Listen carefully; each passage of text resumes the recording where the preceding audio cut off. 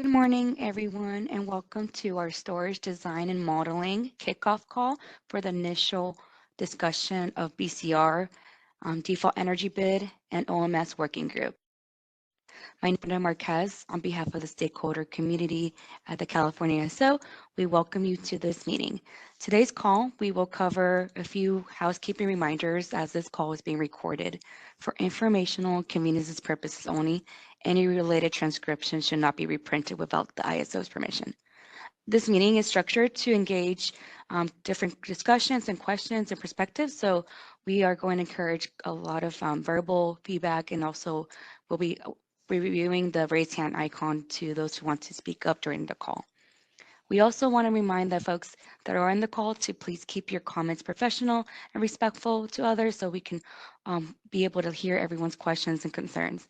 As well, we will also remind that if you're repeating any questions, please refrain from doing so we will have enough time to cover all the topics for this 3-hour meeting. And lastly, we do have the raise hand icon that's located above the participant chat panels on the bottom right of your corner if you're logged on through WebEx. This will allow you to use the raise hand icon. Will be added to our queue. At the time of you being added to the queue, make sure to provide your first name and last name and your affiliation to the audience so we know who's speaking. As well, if you're just dialed in through the phone line, use *3. It will allow you to be added as well, and my event producer will help unmute you from your phone line device. And then we'll be monitoring chat questions as well, but be patient if we are able to answer them as well through the chat window. Make sure you add your affiliation so we know who's speaking about the questions that they asked during the chat questions. And now we'll cover the agenda, and I'll also have Sergio and Dinesh help me out with some of the topics that they'll be discussing. But we will be covering one more slide on the stakeholder process of where we stand within the CAISO policy stakeholder process. And then next, we'll have Sergio cover the topic groups and timeline. Next, we'll have Dinesh cover into the intro to SOC management topics, and he will also discuss introduction to the distributed and paired resource topics. We plan to do a break around 10 to give folks time to prepare for the second half of the meeting, which will have Sergio kick off for the ISO framing and BCR, DEB, and OMS topics. And then we'll have 3 presentations, one from Department Market Monitoring with Roger. We'll have another topic with Pacific Gas and Electric. Michael and Alva are also here with our panelist group. And lastly, we do have Vistra and that we presented by Kathleen Colbert. And then we'll have open discussion at the end. If I haven't missed anything, we'll make sure Sergio and Dinesh cover those items, but the last slide I have to present will be the policy initiative stakeholder process. And this just shows us overview of where we stand, as well as the proposal development phase. And we also have included this initiative for our final roadmap. So you'll see that coming up next week in terms of those new initiatives that we're planning to kick off for 2025 as well. And that's also reflected on our high-level policy initiatives timeline that we provide during the initiative webpage that I'll be sending a chat link today. So with that, I will pass it, introduce both Sergio and Dinesh, who are helping with this kickoff for our policy. Thank you so much.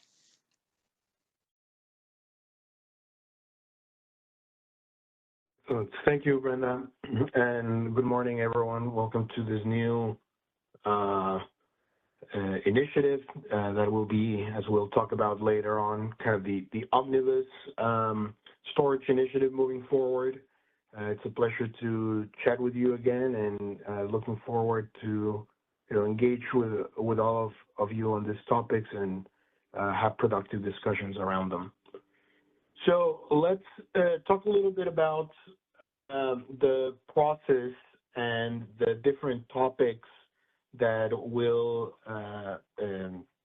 discuss and work together on through this initiative. Before I speak to each of the topics that we've scoped so far, I'd like to do a quick review of how the ISO has approached the working group process, particularly in the last year or so. So with added complexity, added a lot of new storage, new challenges, and new lessons learned, we wanted to leverage this working group process that has been utilized in our initiatives to talk about several of the topics that we're scoping here. The goal through these conversations will be to first, ensure that we have a common foundation to level set on the background understanding of the matters at hand, then to, use that to work together to understand the scoping and categorization of topics, to basically organize the initiative in a way that allows us to have productive conversations, resolve matters in a staggered manner, and work in parallel without isolating discussions, without having silos that impede holistic revisions.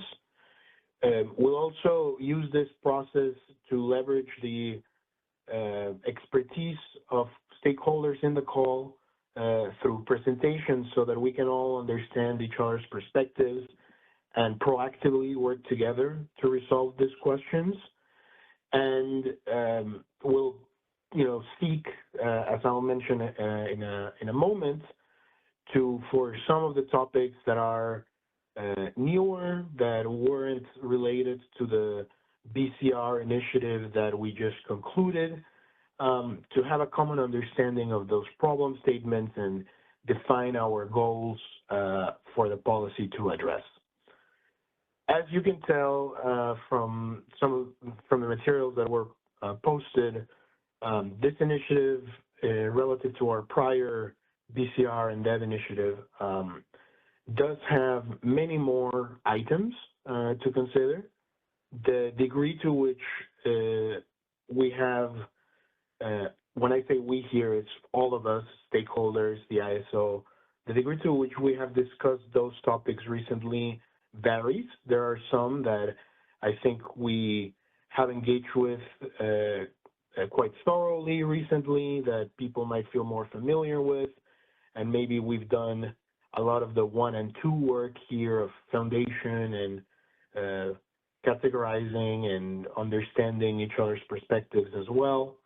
But there are others where I think that it will be valuable for us to take this process of the working groups, leverage it, and ensure, the proactive participation of all of us here, so that we can move forward with our understanding of the topics, different proposals, and not necessarily have to,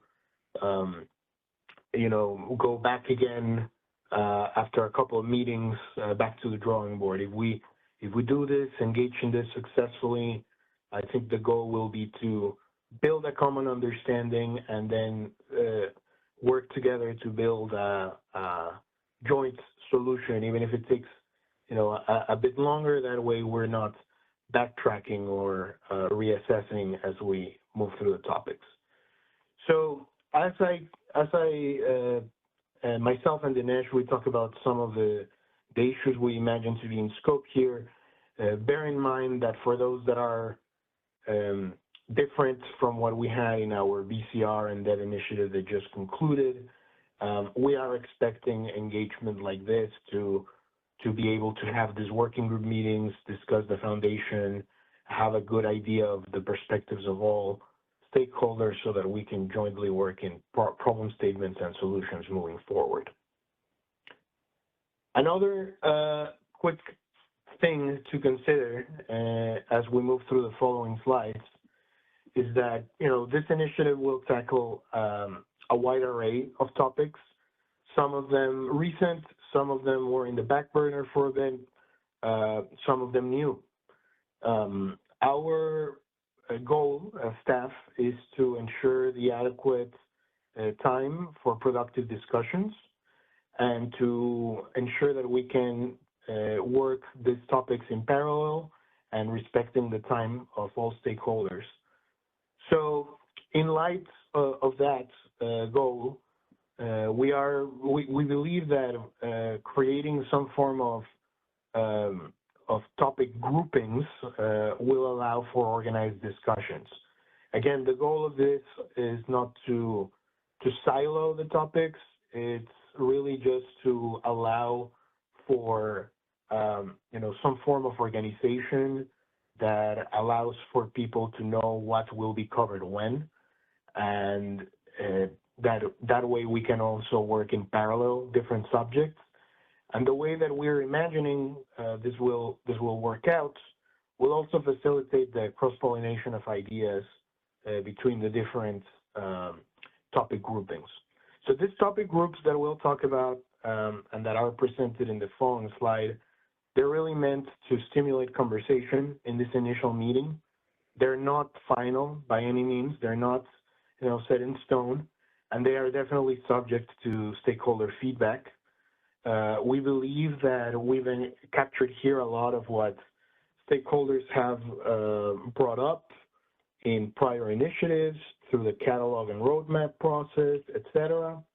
But we're obviously welcoming, any of your feedback here in the call and through your written comments as well, to ensure that the topics are grouped together in a reasonable way, to get a perspective of the priorities that you see as well, and to ensure that, if there are other topics that you think should be considered, or we should move topics around, or some should take precedence over others, please let us know through your feedback. We really want this to be a viable, omnibus initiative, so that we can have all of the topics in one place, and this can allow us to move forward in a timely and organized way.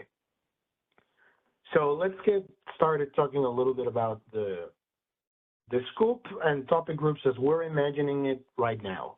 And again, this is definitely subject to the feedback of stakeholders here and written feedback as well. So the first topic group here is very much related kind of to the inherited topics and issues related to our prior BCR and DEV initiative. Here we're calling it BCR, DEV, and OMS topics. This really has to do with the discussion we had in our prior effort to have a holistic redesign of the uplift mechanism for storage that considers also enhancements to the default energy bits. And based on a lot of the comments we saw on the roadmap and the discussions we had on the outage implications in our prior effort, we've also included here enhancements to the outage management system as well. The goal on grouping these topics is that when we dedicate time for this topic group, which, as you'll see, will be every meeting we'll talk about this as we're thinking about it. We'll be able to have an organized discussion that touches upon all of these elements. And I just saw a question in the chat around the acronyms, and I apologize for that. I'll define it better. So BCR is bit cost recovery. It's the mechanism by which the ISO ensures that resources are made whole for their bit costs, all the elements that entails. DEV is the default energy bid. That's the value that is calculated based on a formula previously implemented by the ISO to determine the level at which our resources mitigated to in the case of local market power mitigation. And OMS is the outage management system, which is the system by which resources are able to submit any outages, make sure that the ISO is aware of them, and reflect any form of unavailability. That is really the goal, broadly speaking. The second group here is the state of charge management topics. Here we have several topics that touch upon the ability of scheduling coordinators, but also operators to better manage state of charge for resources and across the resource mix as well. Dinesh will cover these elements and describe them in more detail. I want to underscore that, there's definitely a lot of relationship, right? A lot of connection between some of the topics here and some of the topics in the other groups. If you believe that it would be better, it would be easier, more efficient to work on some of these in other topic groups, do let us know. That's kind of the conversation we want to have. So as Dinesh goes through the description of each of these, bear that in mind, since that's the kind of feedback we're definitely looking for. The final topic group here is what we're calling the distribution level and paired resources topics. So we are aware that some market participants might be more focused on some forms of some configurations of storage over others. So we also wanted to be respectful of the time of folks that might be, for example, more interested or engaged with the topics related to paired configurations, as well as the topics related to storage that is interconnected at the distribution level. These, again, there will be some interplay with topics in the other topic groups, but ideally by having this categorization and the plan on how we're going to set up the meetings, folks will find it that it's easy to continue being engaged without, having an overly burdensome calendar of meetings and events that are that they might be a little bit unsure which one are the most important for them. So with this idea of the topic groups, that again, we welcome your feedback and we're happy to redefine or modify as feedback comes through. We have created a tentative timeline that I'd like to share here so that you have a notion of how we're thinking this initiative might evolve. So this is our first meeting, right? This is the first meeting. The goal would be that we'll have kind of one meeting every month, but starting with the next one, starting with the one in January, there won't be 3-hour meetings. There will be a full day meeting instead. Why would we do this? Because this would allow us to, continue working in parallel in all the different topic groups. So in the mornings, we can have the discussion around bid cost recovery, default energy bids, and OMS. And in the afternoon, we can have the working groups related to the other topic groups. We are thinking to kind of alternate between the state of charge management and the distribution level and paired resources topics.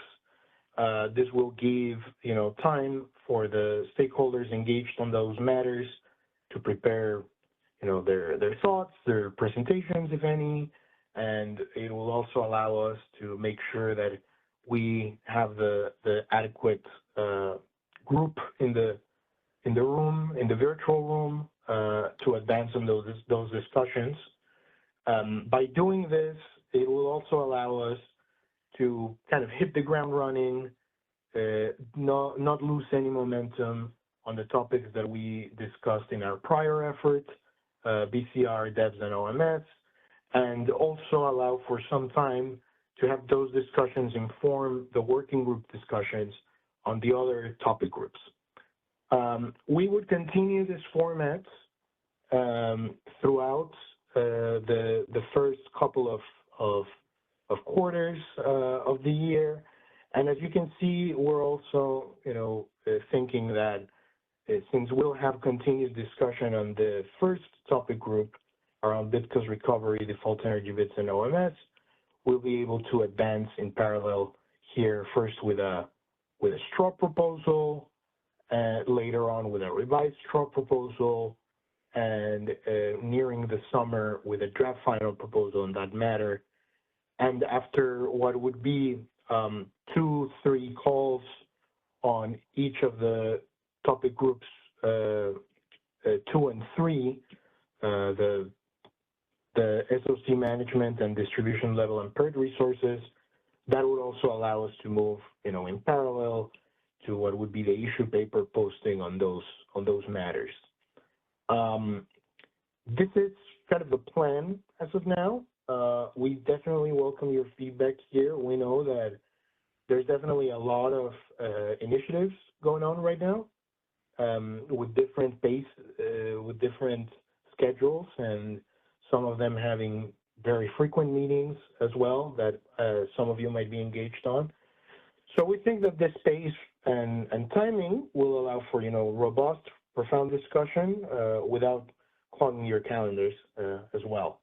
But let us know if you have thoughts on this verbally or in written comments too. Since we started a little bit late, I'd like to kind of pass it on to Dinesh after like a minute, just one couple of things to add, and maybe after that we can pause for questions. I don't believe I see hands right now. So a couple of quick things to add before I pass it on to Dinesh. The first one is something that we are considering to explore in this effort is the possibility of stakeholders, engaging with us as co-facilitators, particularly for the working group meetings related to the topic groups of state of charge management and distribution level and PERD resources. The goal here is not really to give you all more prep work or homework. The goal is for us to be able to, share the virtual stage with other stakeholders, share those, responsibilities of keeping the conversation going, moving forward, keeping these meetings productive and respectful and professional. So if you or your organization, are interested in collaborating with us in that co-facilitator capacity, we'll have an option for you to volunteer for something like that in the comment template. So do let us know. Ideally, we have a mix of market participants from different sides, different perspectives.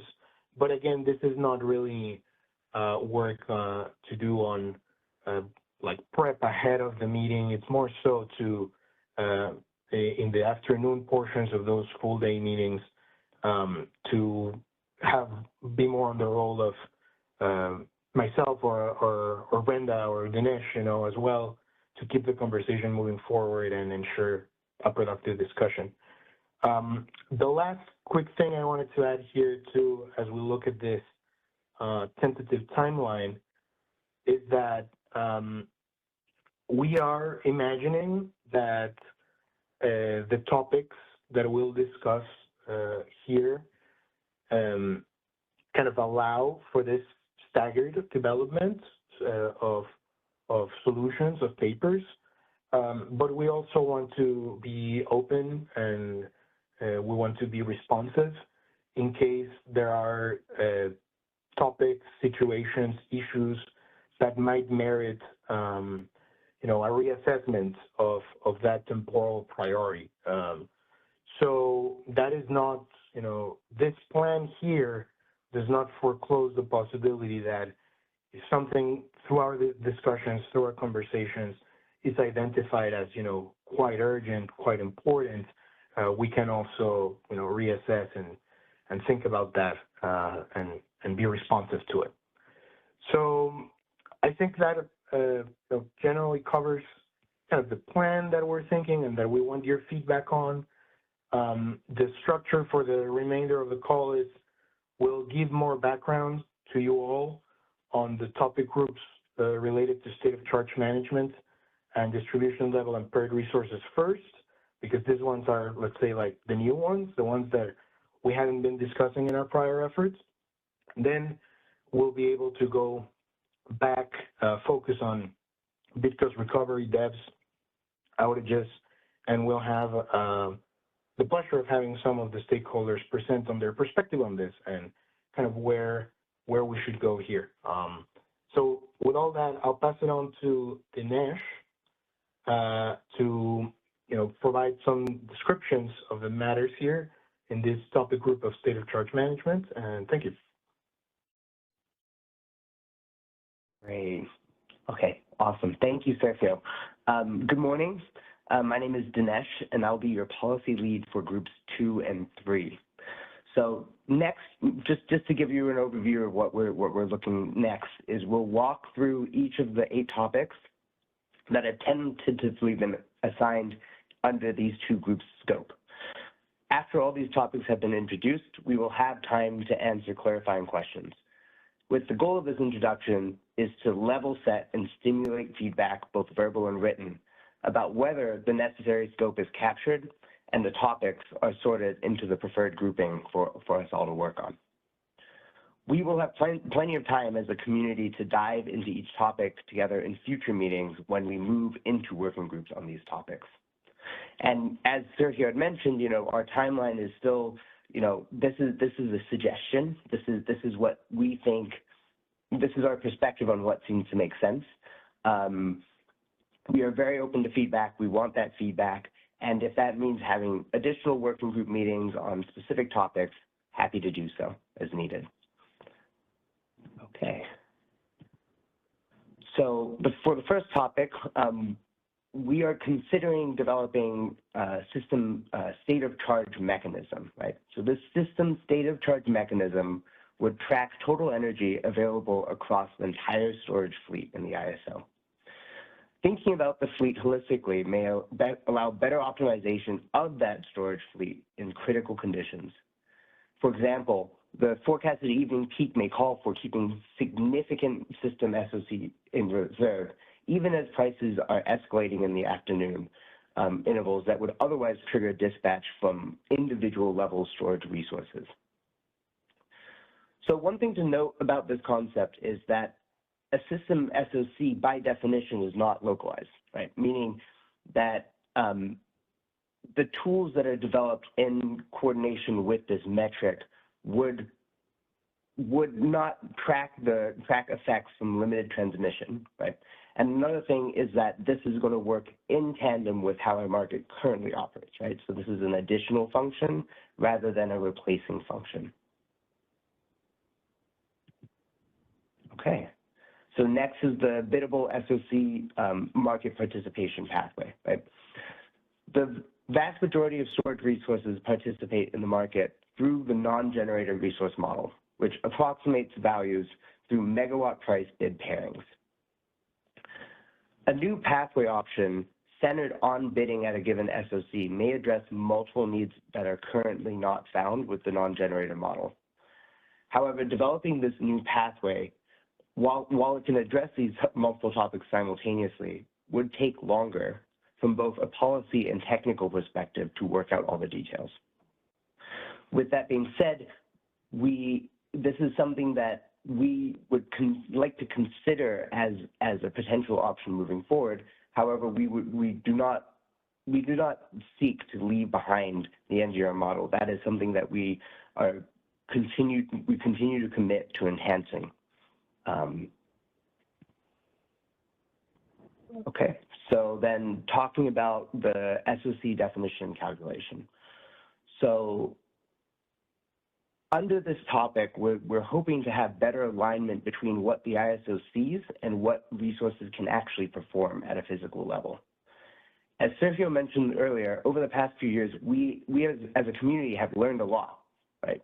Including that how we currently think about SOC in definition and calculation may not actually reflect circumstances for resources. Resources may face physical constraints not reported to the market that prevent following dispatch. For example, stored energy that is inaccessible due to cell imbalance or consequences associated with the resource fully discharging its stored energy. Enhancing definition and calculation of SOC would improve the ISO's confidence in storage resources' ability to follow dispatch during tight system conditions.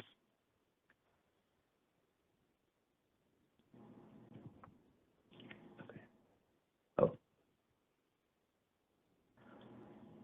You know what? Let's take the question. Let's take it now. Thanks for flagging that.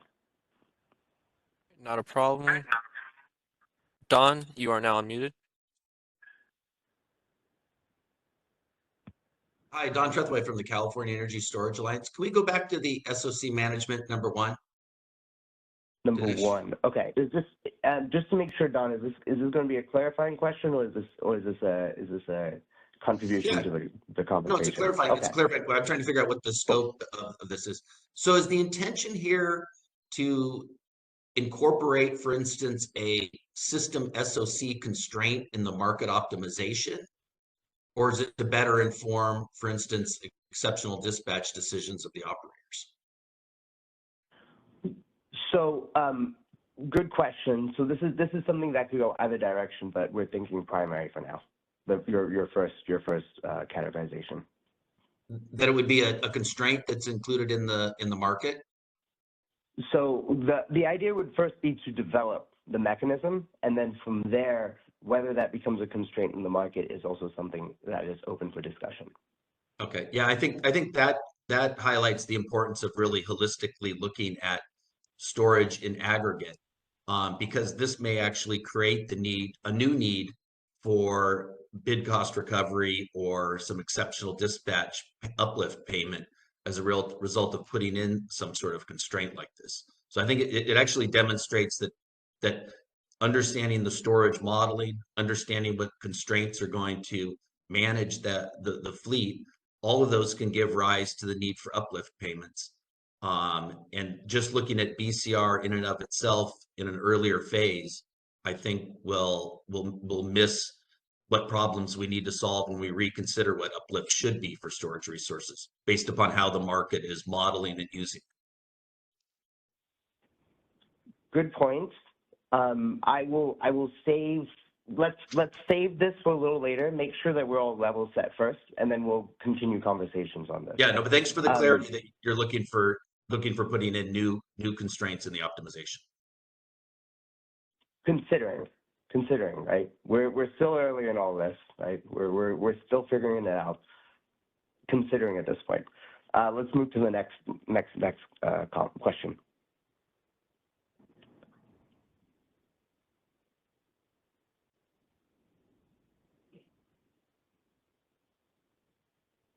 It does look like that's the only hand raised.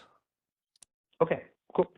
We'll keep moving then. Dinesh, Oh, I guess since yeah. I'm a panelist, you may not see my hand. I had my hand raised too. I was wondering if I could ask a clarifying question on slide 15, please. Slide 15. Okay, yeah.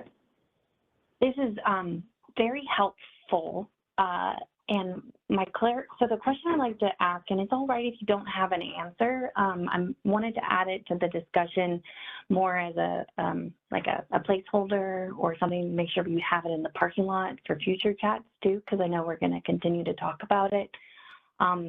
When I present, I'm going to go through, hopefully very quickly, these different examples of issues that we experience from a technical side.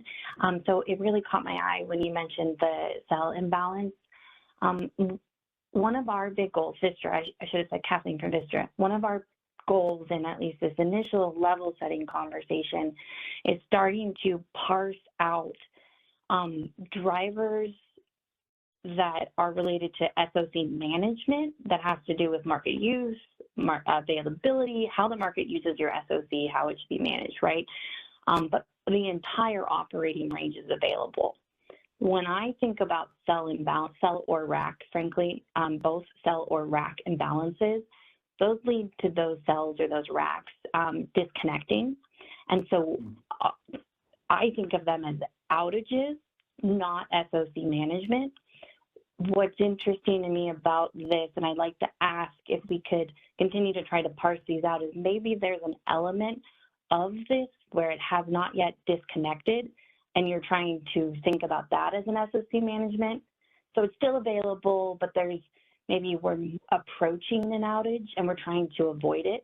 And if other stakeholders have brought that nuance of a risk of imbalance, perhaps, rather than the imbalance happening where it disconnects, those are two different things. And so I just want to make sure we're parsing it out, maybe the risk of reaching an imbalance versus you have an imbalance and you're just, which causes a disconnection, which is a physical outage. So one is for sure an outage card, but one might be a management issue. And I'd love to better understand that from other stakeholders that are more nuanced on that as well. So I just want to put that question out there for the team. Absolutely. So I think this is something that I kind of, now I'm kind of wishing that we'd just gone through the 8 topics, because these are all really great questions and really good conversations. But I want to make sure that everyone is on the same page first about each of the slides. So in terms of thinking about this, let's appreciate it. Let's parking lot this. I think you are right. You know, these things have, you know, these topics do, there's interplay. This is one, you know, this is one storage like community and you know, area group, right? And all of these topics have impacts elsewhere, right? So and in some ways, one problem may have 2 different solutions, right? Let's put it that way. Where, you know, it gets solved a little bit here, gets solved a little bit here, right? I think that's good for clarifying when we're talking about these different topics. Is we are, I mean, as the timeline had said, we're working on all of this together, right? Just it may end up, you know, there are joint topics that may end up having 2 solutions in slightly different places. Does that make sense?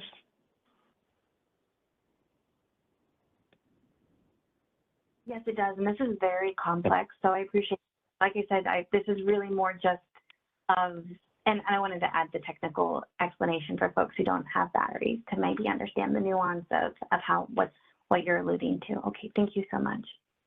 Appreciate that. All right, Rahul, let's take this one last clarifying question, and then we'll keep it moving.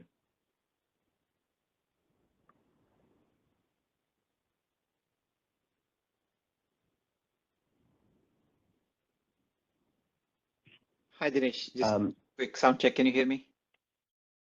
We can hear you.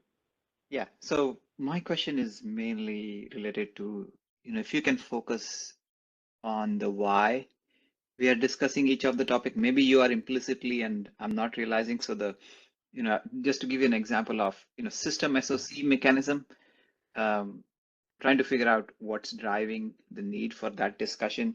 Maybe you were already implicit and I didn't understand, but for all subsequent things, if you can tie it back to, oh, we got feedback in so and so forum, or, you know, where this is coming from.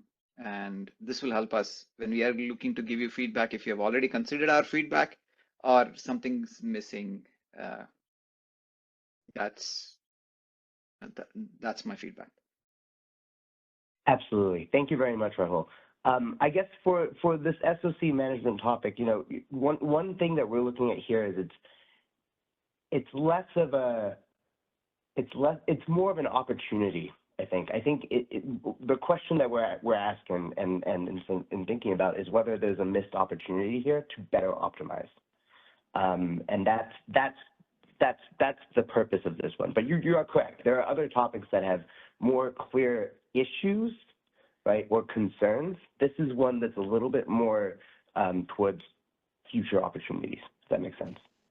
Yeah, and you know, Okay. the reason I ask question for this specific thing is when I hear what you're saying, I'm thinking of Kaiso taking over all the assets and optimizing it rather than resources managing it. Maybe that's not the intent, but that's something that came to my mind, and I don't want to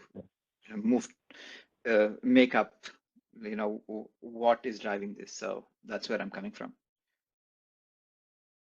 Appreciate that sentiment. Thank you.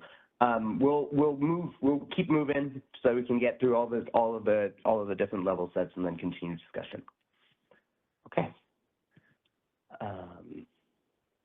So I think we were at capacity awards.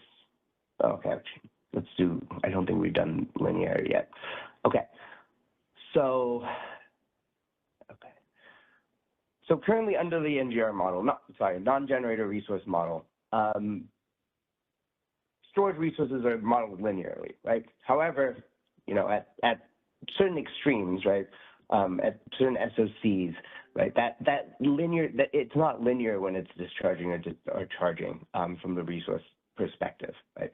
For example, foldback occurs at the extremes, and that can impact potential dispatch.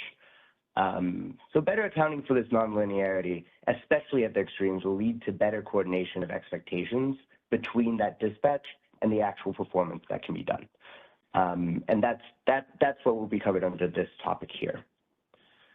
And, you know, thinking about, so that's answering the why, thinking about Kathleen's clarifying request for, you know, identifying potential linkages.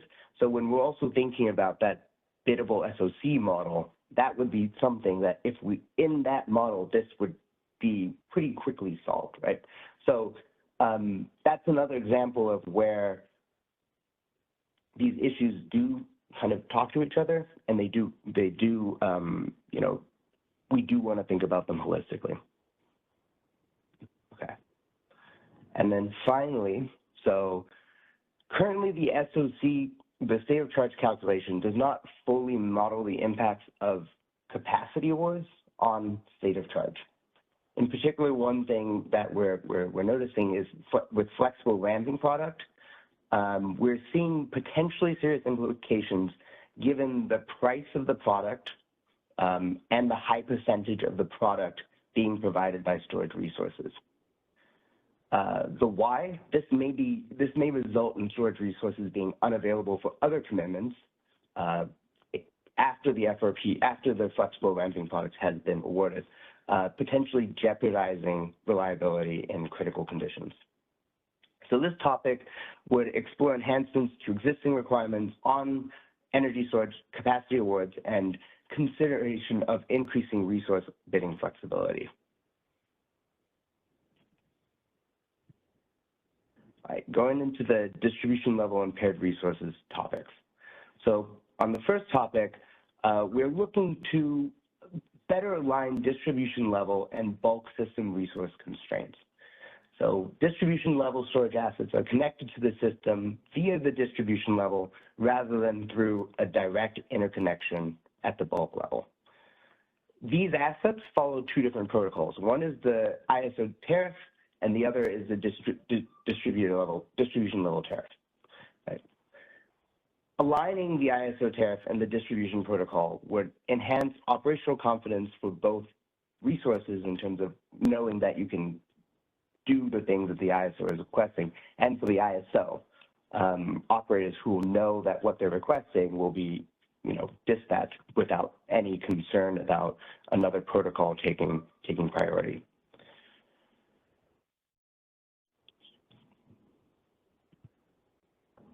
Okay, next topic. So similar to the previous topic, right? This topic seeks to make sure that everyone is on the same page in another fashion. So here we have also seen significant growth in co-located resources, and these co-located configurations have unique parameters and challenges. Specifically, we'd like to explore the settlement portion of co-located resources, including BCR. And this is following years of increased operational experience and understanding of just what some of the implications are.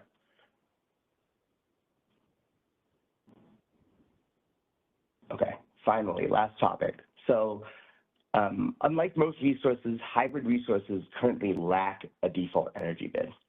Right? Defining that hybrid DEB will allow bidding up to the soft offer cap. Of particular relevance for level setting and background, earlier this year, the ISO made changes to all storage resources soft offer bid cap soft offer bid cap under price formation enhancements. However, until we have a debt for hybrid resources, these resources will not be able to partake in the modifications and efforts here. All right. So moving forward to open discussion. Okay.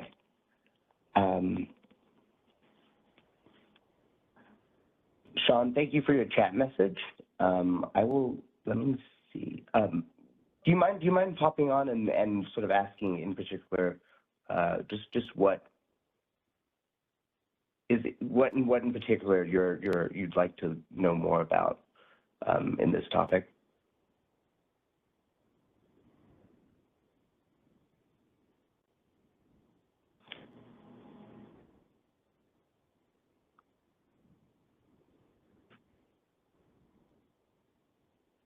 Yeah. Okay. Looking for that. Sure, not a problem. Let me manually unmute him real quick. Give me 1 second. Thank you, Ryan.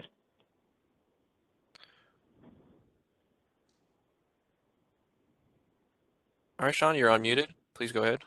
Thank you so much. Hi, this is Sean Hernandez from Clean Power Alliance. I'm just wondering, like, yeah, what are the specific settlement issues, specific BCR issues? Maybe you could give an example, operational experience with co-located. You know, we just installed the OGCI this year. So I don't know, is there like a problem with that y'all are thinking about? Or I don't know, that seemed to take care of a lot of things. So what's this about? So It's about I think settlements, this but is like why? Dinesh, if you want, I can jump in here really quickly. yeah, go for it. Yeah. Yeah. So basically, today, a co-located resource, from the ISO's perspective, right? It is each of the components has its own resource ID, and each of those components is being settled on its own, right? There's no way in which the paired configuration is reflected in the settlement provisions. This is of particular importance when we think about something like the OGCI, the off-grid charge indicator, that does, in reality, constrain both of those components of the co-located resource, and has the potential to impact the LMP and the shadow price of that constraint itself.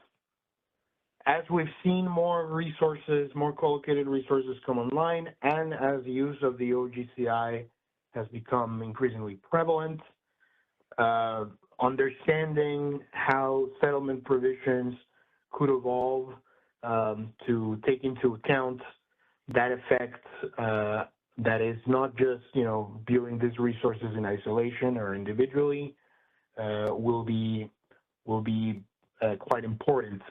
As far as a specific or concrete example at this time, as Dinesh mentioned before, the goal here really is to provide an overview of the inventory of issues or of topics to be considered here. But we'll have plenty of time in our working group on this matter to dig deeper into those examples. Does this help, Sean? I guess, yeah, it's very, very general and makes me concerned, but I'll sit and wait. Thank you. Very interesting. Appreciate your feedback, Sean. We'll definitely get into more detail on this in a future meeting as well. So it looks like we do have another raised hand. Kaylee, you are now unmuted. Hi, this is Callie Wells with WPTF. I just had a quick clarifying question on some of the scope, I think, in the first grouping of topics. So earlier this year, when we went through the expedited policy process to allow storage resources to bid above the soft offer cap, originally we talked about allowing that in both the day-ahead and the real-time market, but at the last minute, the CAISO opted to only allow that in the real-time market and said we'd continue those conversations and consider putting it to the day-ahead as well. Is that within scope of kind of that first group of topics? I just want to make sure that doesn't get lost. Sorry, could you repeat that one more time? Oh, sorry, you want to take it then? Go for it. Yeah, I can chime in there. I think that that is a discussion that does fit into that first group, maybe, you know, along the lines of the dev enhancements too. I know that, you know, in general, issues related to also the reference, sorry, I'm blanking on the full acronym, the reference level change request, that also is something that we're including there. It would be great to see also that kind of feedback or that notes in your written comments as well. Thank you, Callie. Okay, great. Yeah, I just wanted to make sure that wasn't lost. And then also the other piece of that, which I'm hoping can be grouped in here as well, was PDR, proxy demand response resources, because they still cannot bid above the soft offer cap. And that was kind of lumped into that storage conversation earlier and also deferred and said we'll talk about that with storage later. So hoping that is also part of this item. I will note on that item that there is a DR and DER initiative on the horizon as well. So inclusion of PDR, you know, that's also something that we would need to coordinate internally with other teams. So I can't tell you at this point that that is something that will definitely be addressed in this venue. But again, we welcome the feedback and we'll let you know as well. Thank you. Okay, great. Just making sure it has a home as well. Thanks. Thank you, Callie.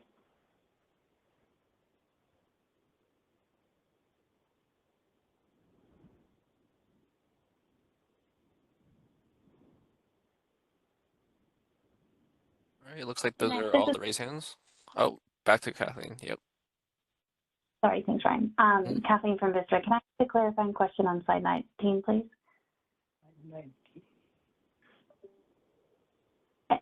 This might be an easy one. I just been having trouble tracking it down anywhere. Question that I have is for distribution level storage assets that have to follow both the ISO tariff and distribution protocols, what happens in the instance that, let's say, the CAISO operators issue an exceptional dispatch, let's say to charge, and simultaneously the distribution operator notifies the storage that there's, let's say, a local reliability issue on the distribution system, and given that reliability issue, the storage is going to need to not operate at that time until they correct the issue. I've actually not been able to find a clear explanation anywhere on when you have two contradictory instructions. Do you know, or is that something that is a part of this discussion? That's in here, Kathleen. Yeah. That is definitely, that is kind of the poster example of this discussion.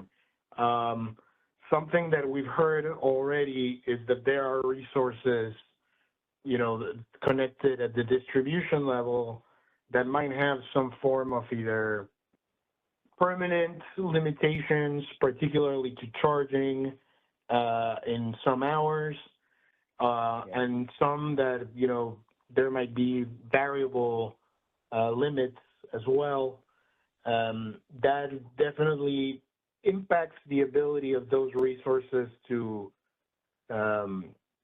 follow dispatch instructions, like in the case of an ED, as you mentioned, and the kind of alignment on what is expected, how to communicate that, how we would be able to visualize and be aware of that as well on the side of operations.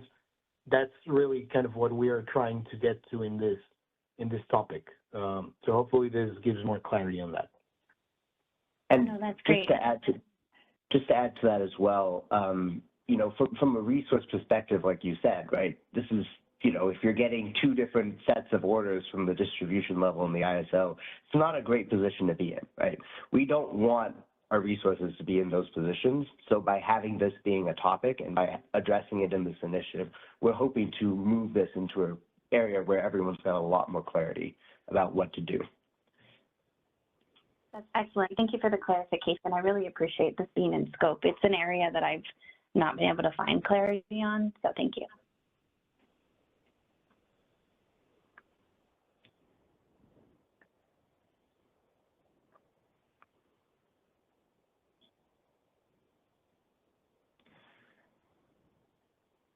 All right, it looks like those are all the raised hands. All right. Well, thank you very much, everyone. Thanks for the feedback and the discussion. Excellent as always. Okay, let's move to break. Thank you, Dinesh. Let's take a 10 minutes, well, until 10:10, and we'll be back and get started on that topic group 1 discussion. Thank you all. Just checking, Dinesh, are you there? There you are. Thank you. We can't hear you, Dinesh. Please, I think you're on mute. Just double checking. Double Perfect. mute. We can hear you. I am here. Sergio is here as well to take it from here. And we'll move to the topic group 1 working group. Thank you. Yeah, excellent. Thank you, Dinesh. Thank you, Brenda. So let's get to it.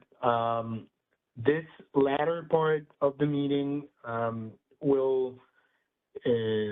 we have some stakeholders that will present on their perspective on these matters related to the first topic group, bid cost recovery, default energy bids, outage management enhancements, system enhancements, and other tangential related topics as well.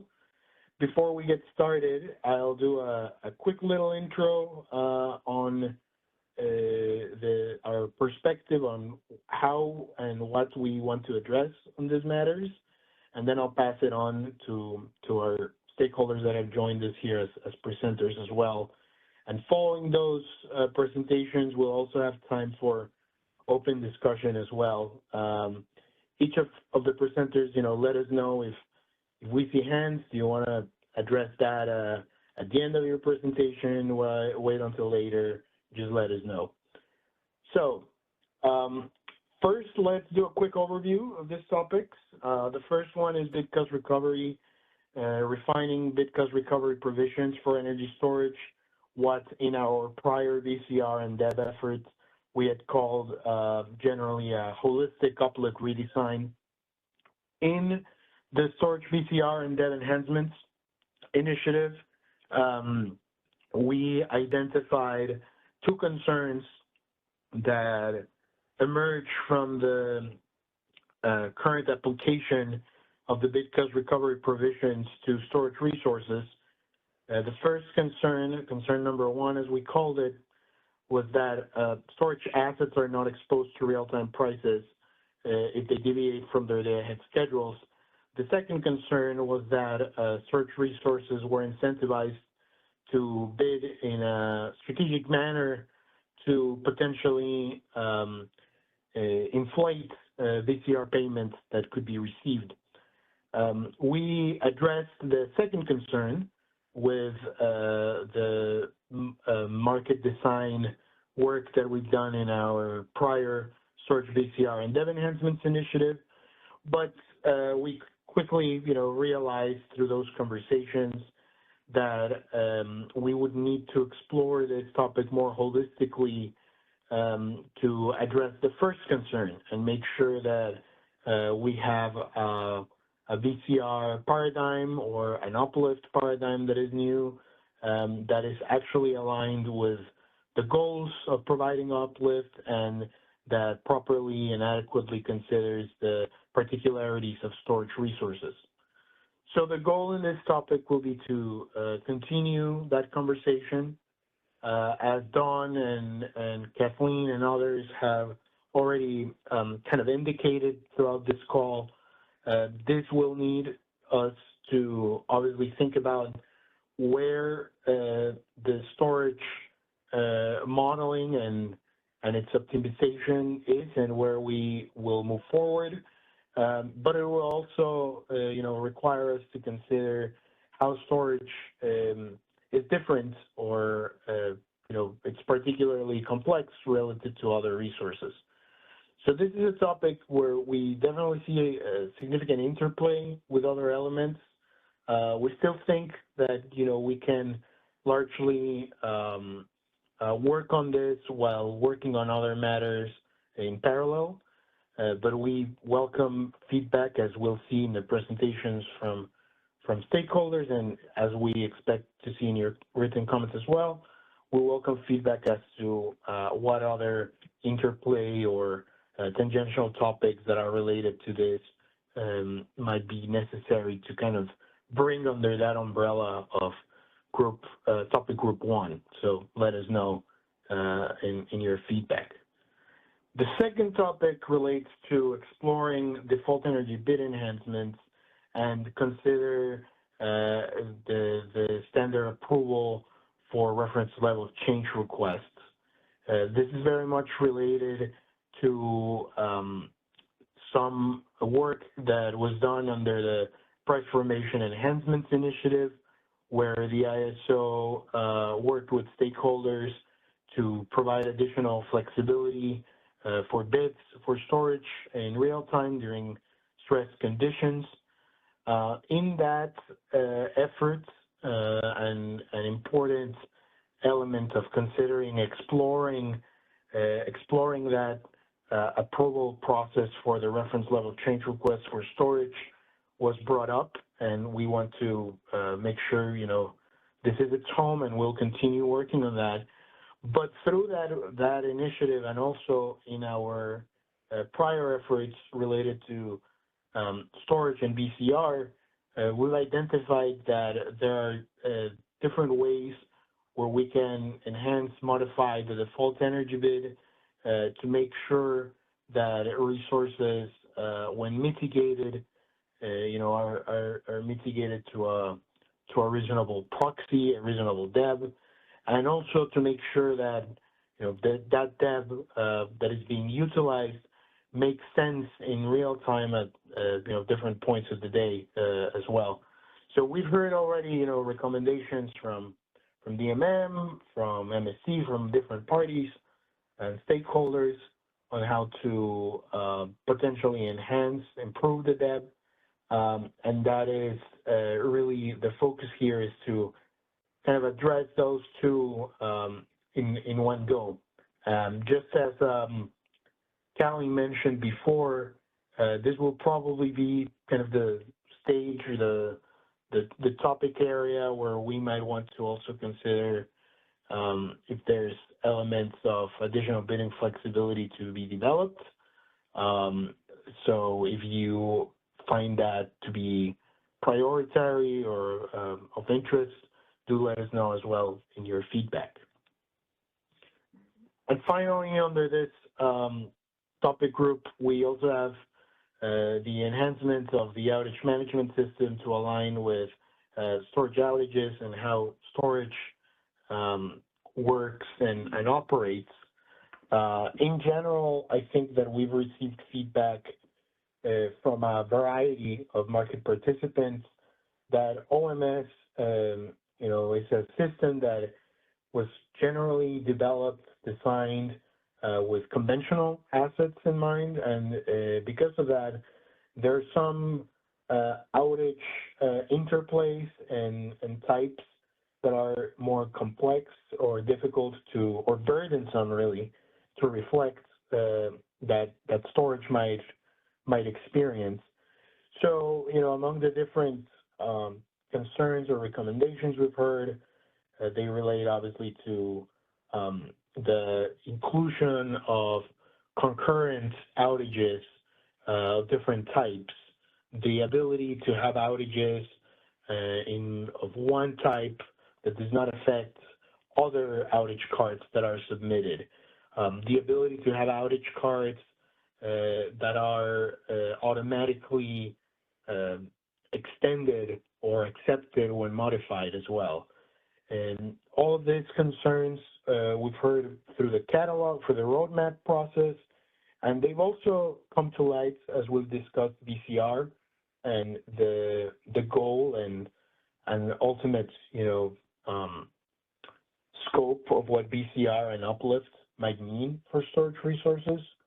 So what we're focusing on here is around making sure that OMS, that system is tenable, that it addresses the challenges that market participants see when conveying outages for storage, and just generally, making sure that that is a tool that is easy to use and to understand how to use it, so that we all have the more up-to-date, accurate information. I do want to note that this discussion around outages for storage has implications for other ongoing efforts at the ISO, particularly resource adequacy.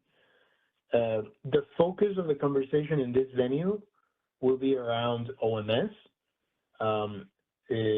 issues, matters related to what outages are used when for a potential calculation of unforced capacity, how outages might be categorized between do they impact the estimation of availability of a resource or not.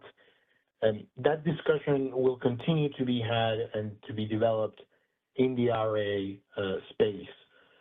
So here, we're really focusing on OMS as a system and how scheduling coordinators, market participants kind of interact with this system and are able to make sure that it's helping them and not actually creating more barriers or being overly burdensome to convey on availability. So hopefully that preempts some of the questions of how outages fit into this conversation as well. Let me see if there's any hands before I move towards the next presentations. I see one hand, Doug. Give me 1 second. Doug, you are now unmuted. Hi, Doug Boccignone from Flynn Resource Consultants for the Bay Area Municipal Transmission Group.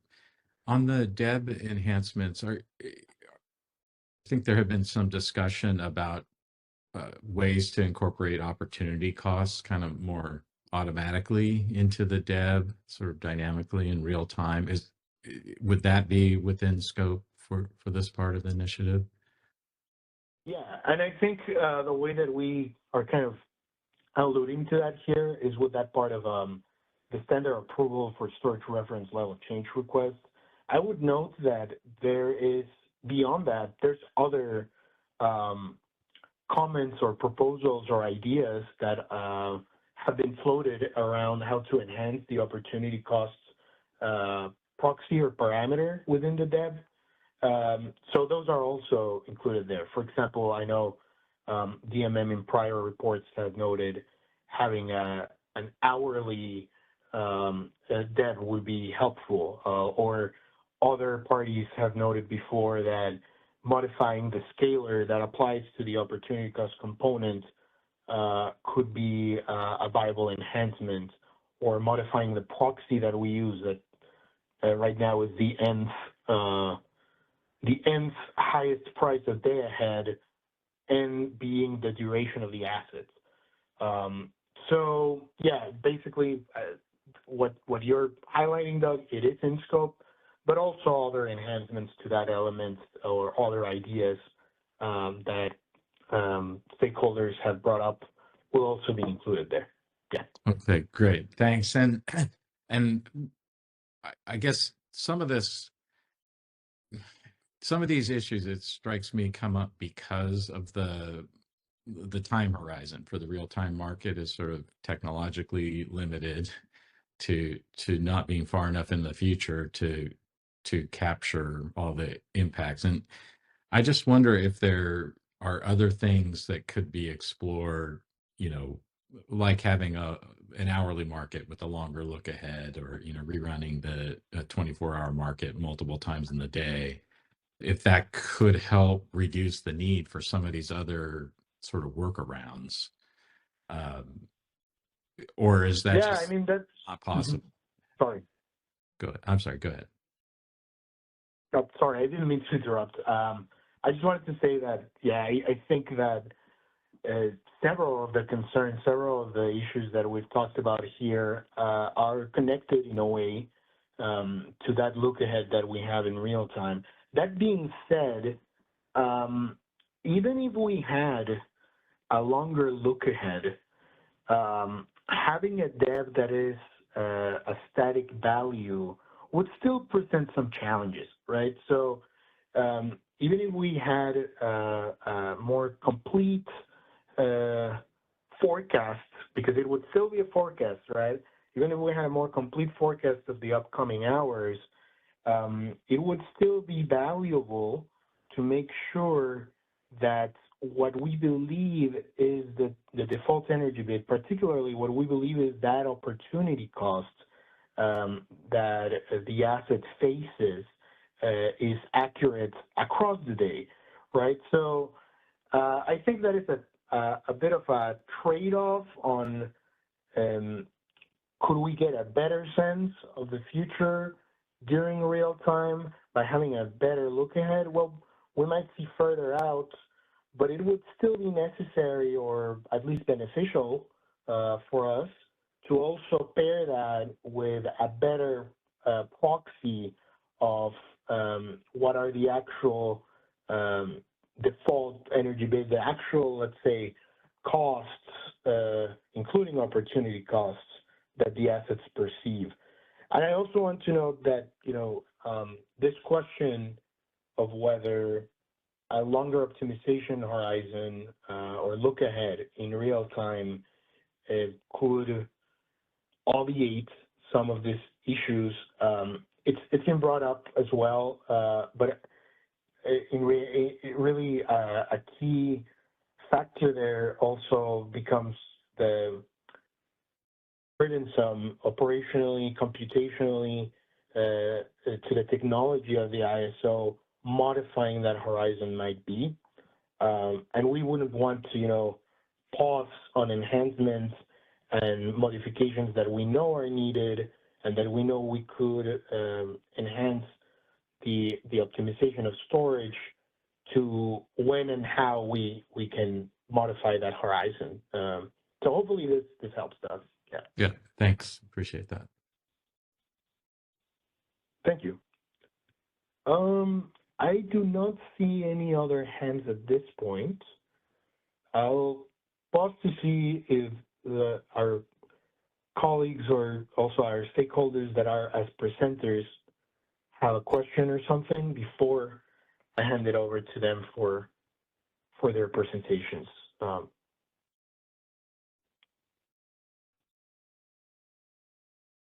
Okay, so I'm not seeing any, so I think we can get going. First up, we'll have the Department of Market Monitoring, and I think for that we have our colleague Roger on the line. Is that right, Roger? Can you hear us? I can hear you. Can you hear me? Yes, perfect. Thank you.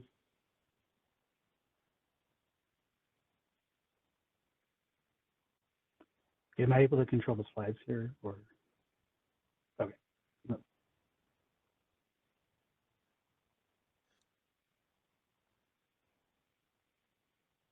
All right, Roger, I did give you presenting rights.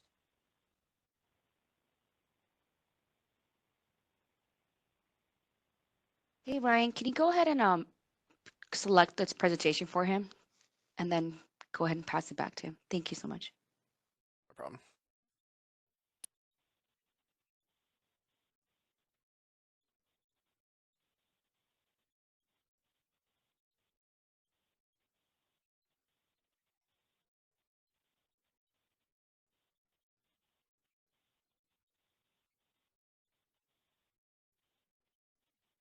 All right, thank you, Ryan. So here I'm here to present DMM's views on, that this stakeholder process, in those large, still remember to focus on a lot of the problems that are left unresolved after the track one, and that we still need to address the core issues with bid cost recovery and how they affect efficiency. The ISO's recent filing, if approved by FERC, can limit gaming, but does not directly address the core efficiency issues, and that addressing these issues that are created by paying BCR to the storage resources in both day-ahead and real-time markets should be a priority. Regarding the track one, as a MSC opined, the CalISO proposal does not address the core problems of efficient storage operations created by the current BCR design. And more generally, because this is more expansive than just the track one, which was more focused on the particular state of charge caused BCR, the initiative should thoroughly address other drivers beyond state of charge, but including state of charge of BCR, and determine with stakeholders what appears to be warranted or not, and how that might lead to changes in the BCR rules.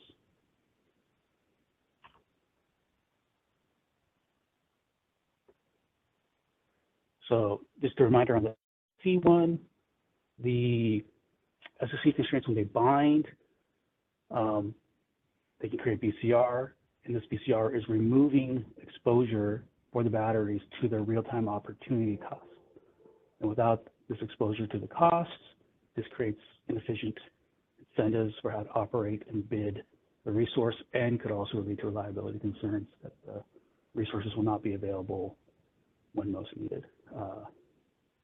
Again, from the MSC opinion, the original proposal on the track one, which did not end up being the proposal that went to FERC, was to identify when resources could not charge or discharge as a relative state of charge constraint and eliminate BCR payments in those intervals, which would be an elegant solution to the problems. So, that should still be considered in this track two initiative. And fixing the BCR rules should be a prerequisite to increasing bidding parameter dead flexibility for storage resources, because if you do not, that could create additional problems if incentives won't be aligned with the increased flexibility.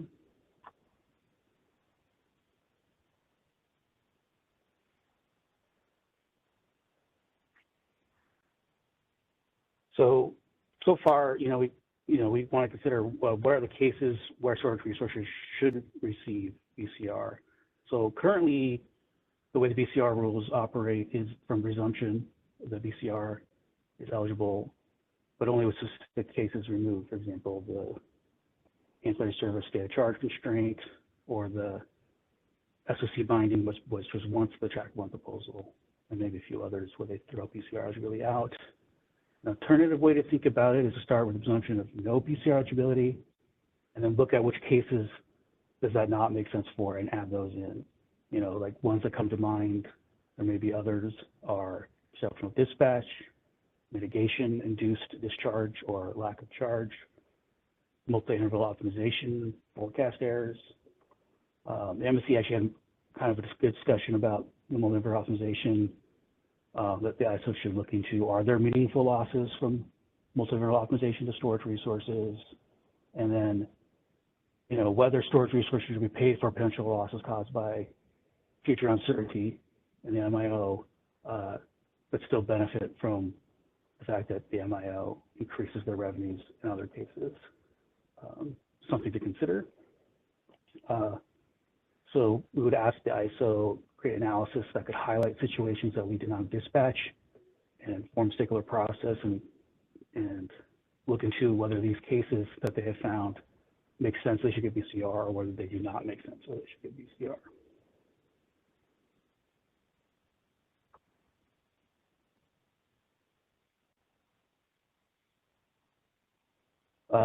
One of the nice things about actually having track one is we have a full MSC opinion. A lot of times when we're doing these stakeholder initiatives,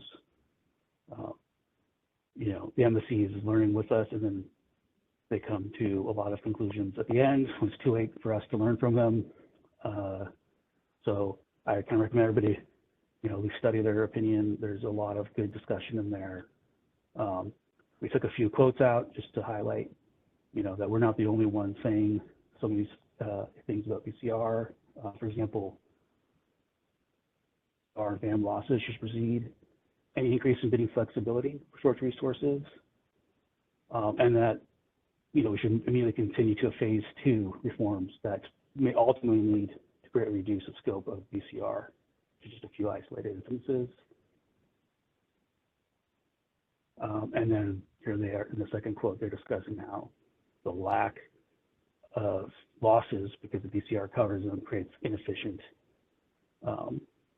bidding incentives, and it creates incentives to actually inflate BCR and act in ways that are detrimental to the market rather than helpful. So I encourage everybody to please look at their opinion.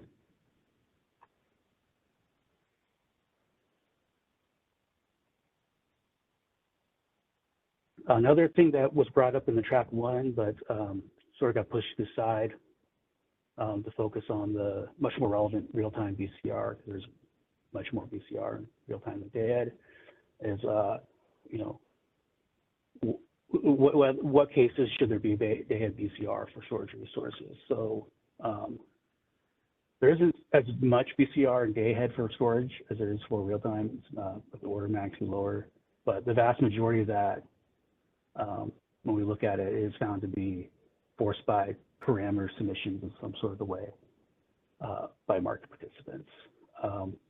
Although I will note that over the last 2 years, the amount of BCR for day-ahead storage, about 2/3 of that so far is already subject to being paid back to the ISO through settlements and resettlements of one sort or the other. The storage resources have no commitment costs or really relevant rapid constraints, and the day-ahead market optimizes over the entire 24-hour horizon. So generally, you would think that they don't have any reason to get BCR, everything's working properly in the market. So, you know, we can consider which scenarios should there be BCR paid to storage and day-ahead. Obviously, exceptional dispatch comes to mind.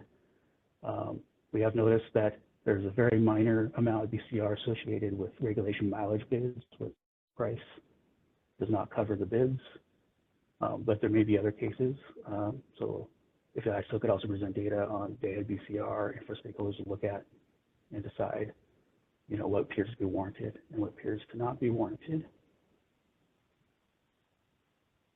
So what DMM believes should come from this initiative, at least related to the BCR, is a complete assessment of the BCR design as applied to batteries. Majority of real-time BCR does appear to be from the state of charge limitations, but there are other potential drivers, for example, interactions with OMS. ISO should assess these potential drivers, raise them for discussion with stakeholders, and ultimately work with stakeholders to determine what BCR appears to be warranted and what appears to not be warranted.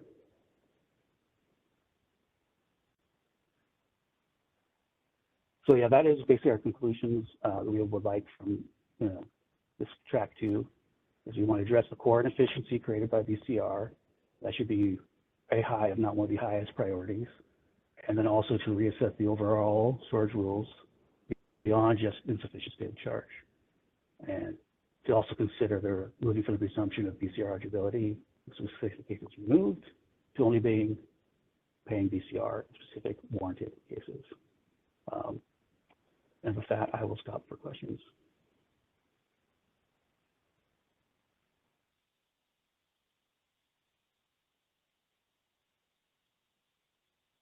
Thank you very much for that, Roger. I think I don't see any hands at this point. If folks have any questions, please raise your hand and you'll be unmuted. I see Alva just raised his hand. Just curious what DMM, this is Alva Svoboda from PG&E. and not expecting you to necessarily support such an idea, but what about the idea of, given that batteries essentially are looking at in making their decisions both day ahead and real time, they're making decisions based on the combination.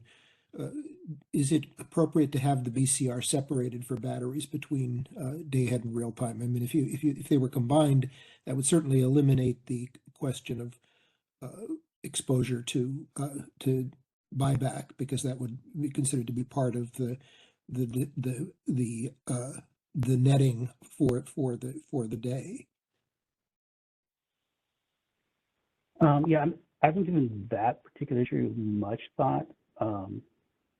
First thing that comes to mind is one of the reasons to separate day ahead and real-time PCR is that when they were pulled together, it had bad bidding incentives for resources in real time, in attempts to try to protect their day ahead profits or day ahead revenues. They would bid differently than their real-time marginal cost. So that could be pretty tricky to get right. Pooling between them could be pretty, it could create more problems that we're trying to avoid, but I've not really thought that completely through in the case of just storage alone. Good. Thank you.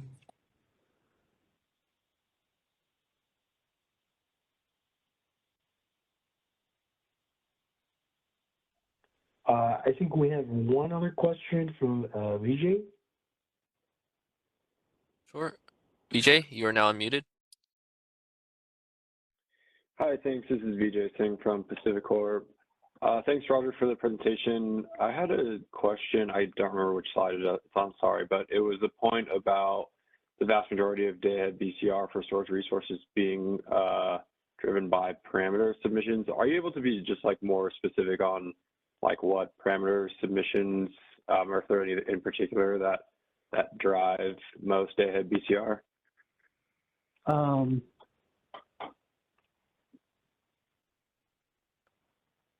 Yeah, so there's a lot of parameters that submit either through OMS or through their bids, like initial stated charge,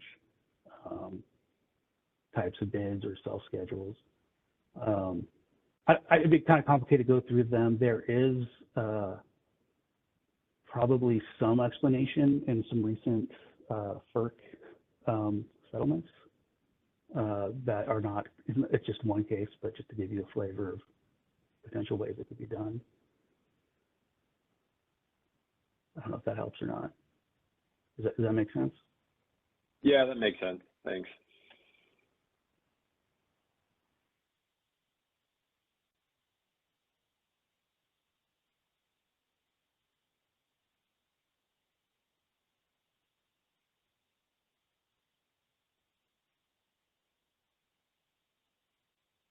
Okay, I don't think I see any other hands at this time. Oh, wait, your hand is still up, but I assume that is the old hand. So yes, I'll put it down. Maybe, okay. So I think maybe we can move on to the other presentations. Thank you very much for the time, Roger, and for your perspective. And we'll keep that in mind, as we advance on this topic. So thank you.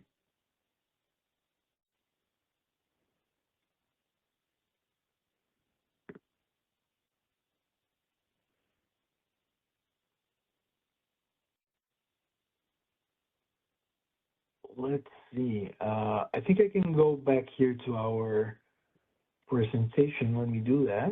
Okay, perfect. So next up, we'll have a presentation from Pacific Gas and Electric. We have Michael and Alva on the line. And let me bring that up, and I think you'll be able to just say next slide, and we'll control that. So whenever you guys are ready. Thank you. Sure thing. Good morning, everyone. Can you hear me? Okay. Yes. Perfect. Yeah, so you can go to the next slide. Talk about the agenda. So my name is Michael Volpe. I'm representing PG&E here with my colleague Alva Svoboda.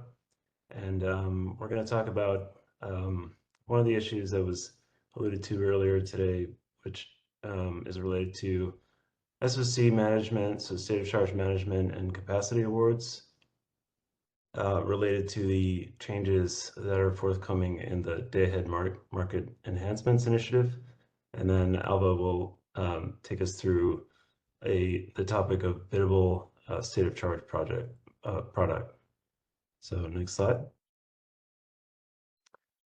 So what you have on the screen here is a lot of acronyms, and for everyone's sake, I've removed the equations, the math behind this. But what this is the to remind stakeholders of the changes that are coming in the day-ahead market enhancements initiative, and really to point out the interconnectedness to the storage design and modeling topics that we're discussing. This is from the DAME business requirements specifications, where you have a lot of BRQs related to the impact of imbalance reserve products, so the IRU, IRD, and reliability capacity products, the RCU, RCD, and their effects on the ancillary service state of charge constraint and the formulation of the envelope constraints.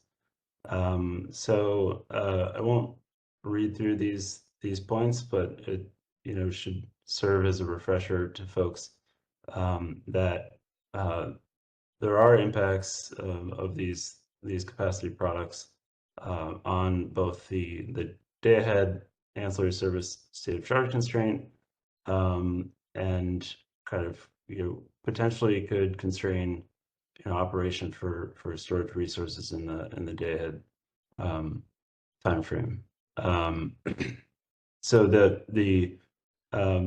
a few other things to point out here is that the first bullet you have, the which is related to IRU, IRD, refers to the day ahead and market power mitigation runs, and the second bullet refers to the RUC process, and the third describes the envelope equation.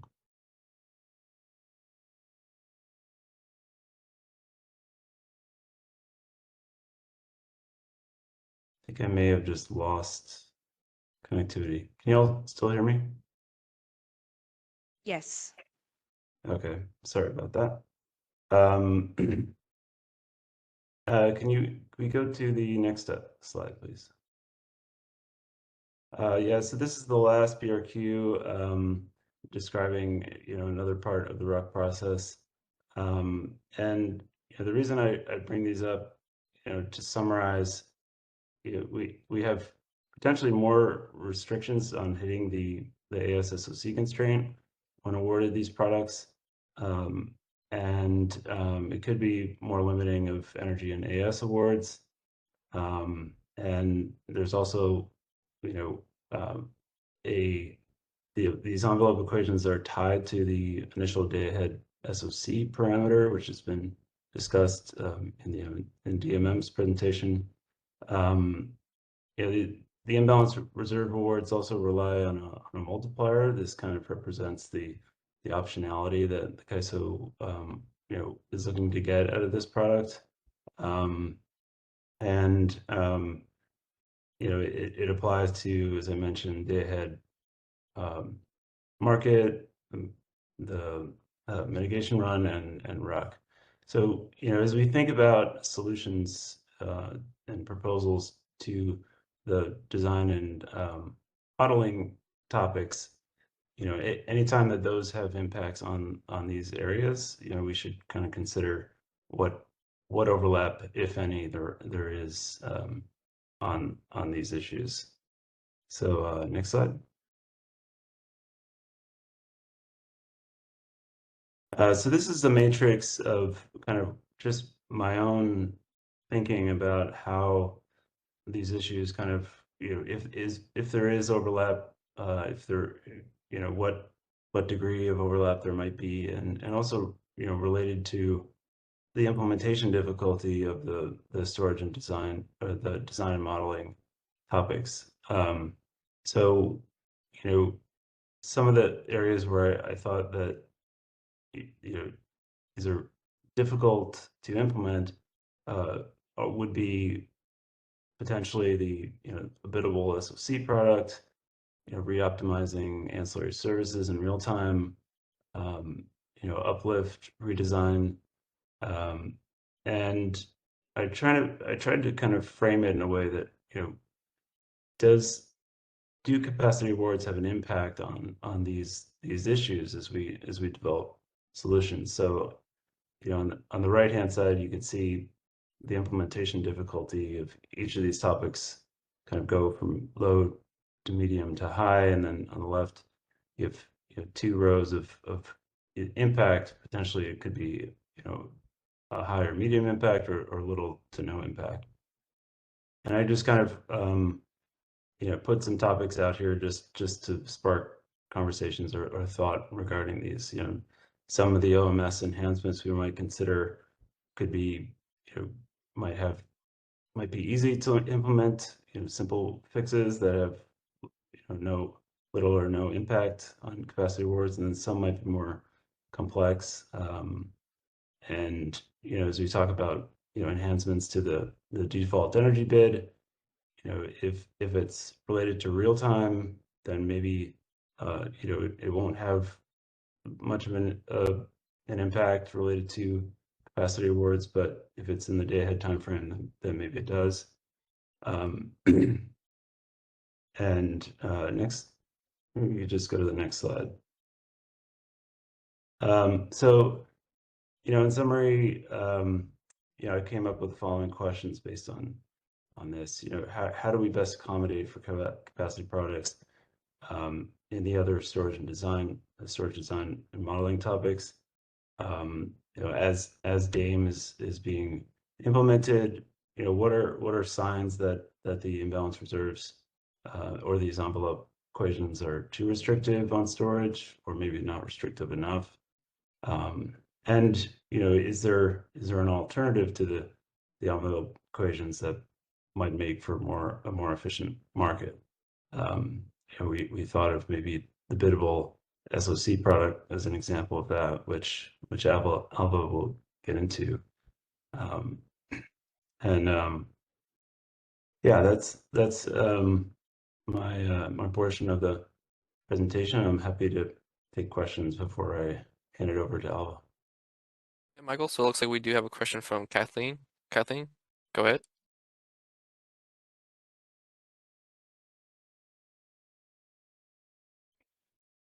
Thank you. It's Kathleen Colbert from Vistra. Can you hear me, Michael?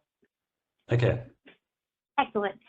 Thank you so much for bringing this forward into the discussion. I had hesitated to ask this level of technical question earlier in the day, and you have opened the floor, and I appreciate you for that invitation.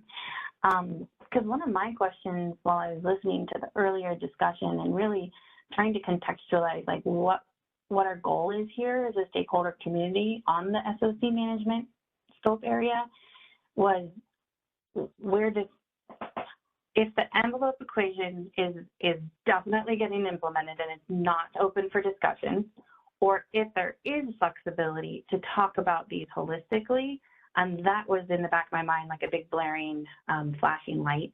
That's a question I think the CAISO, it would be very helpful to get clarity on that quickly, because I'll share, and I'm not going to steal Alva's thunder because I have a feeling he's going where my intuition is, which is that the envelope equations are potentially needed because there is no SOC requirement and the ability to procure SOC in order to replace, if there's a certain amount of SOC needed to meet those obligations that were entered into, if there is a constraint or product to procure incremental, then the restrictiveness of the envelope equation is likely not needed.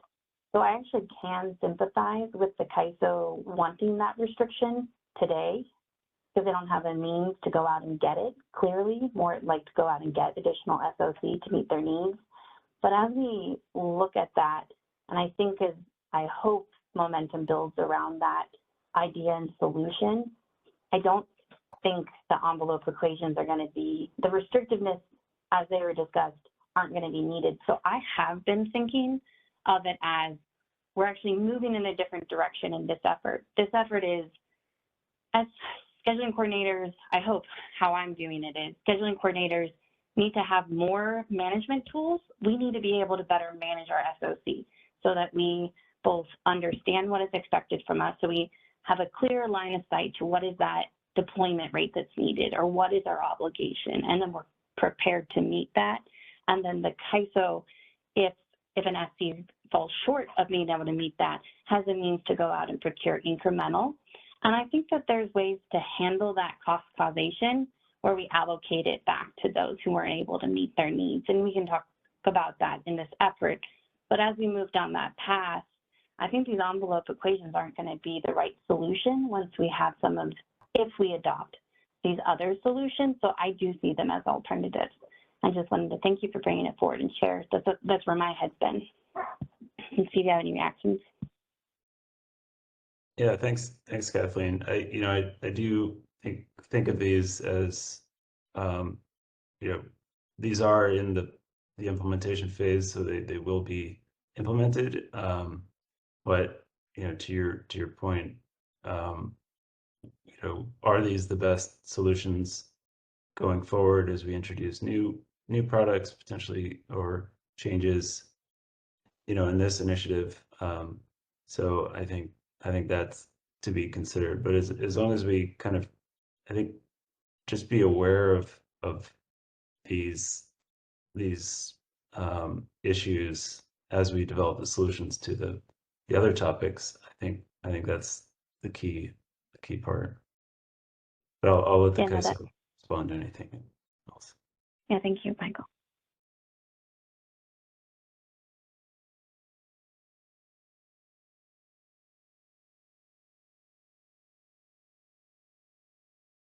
Okay, if there are no more questions, I can pass it over to Alva.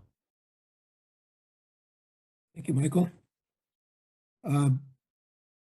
Michael and I work in the short-term electric supply group at PG&E, and just to sort of contextualize, there are people here we talk to all the time, but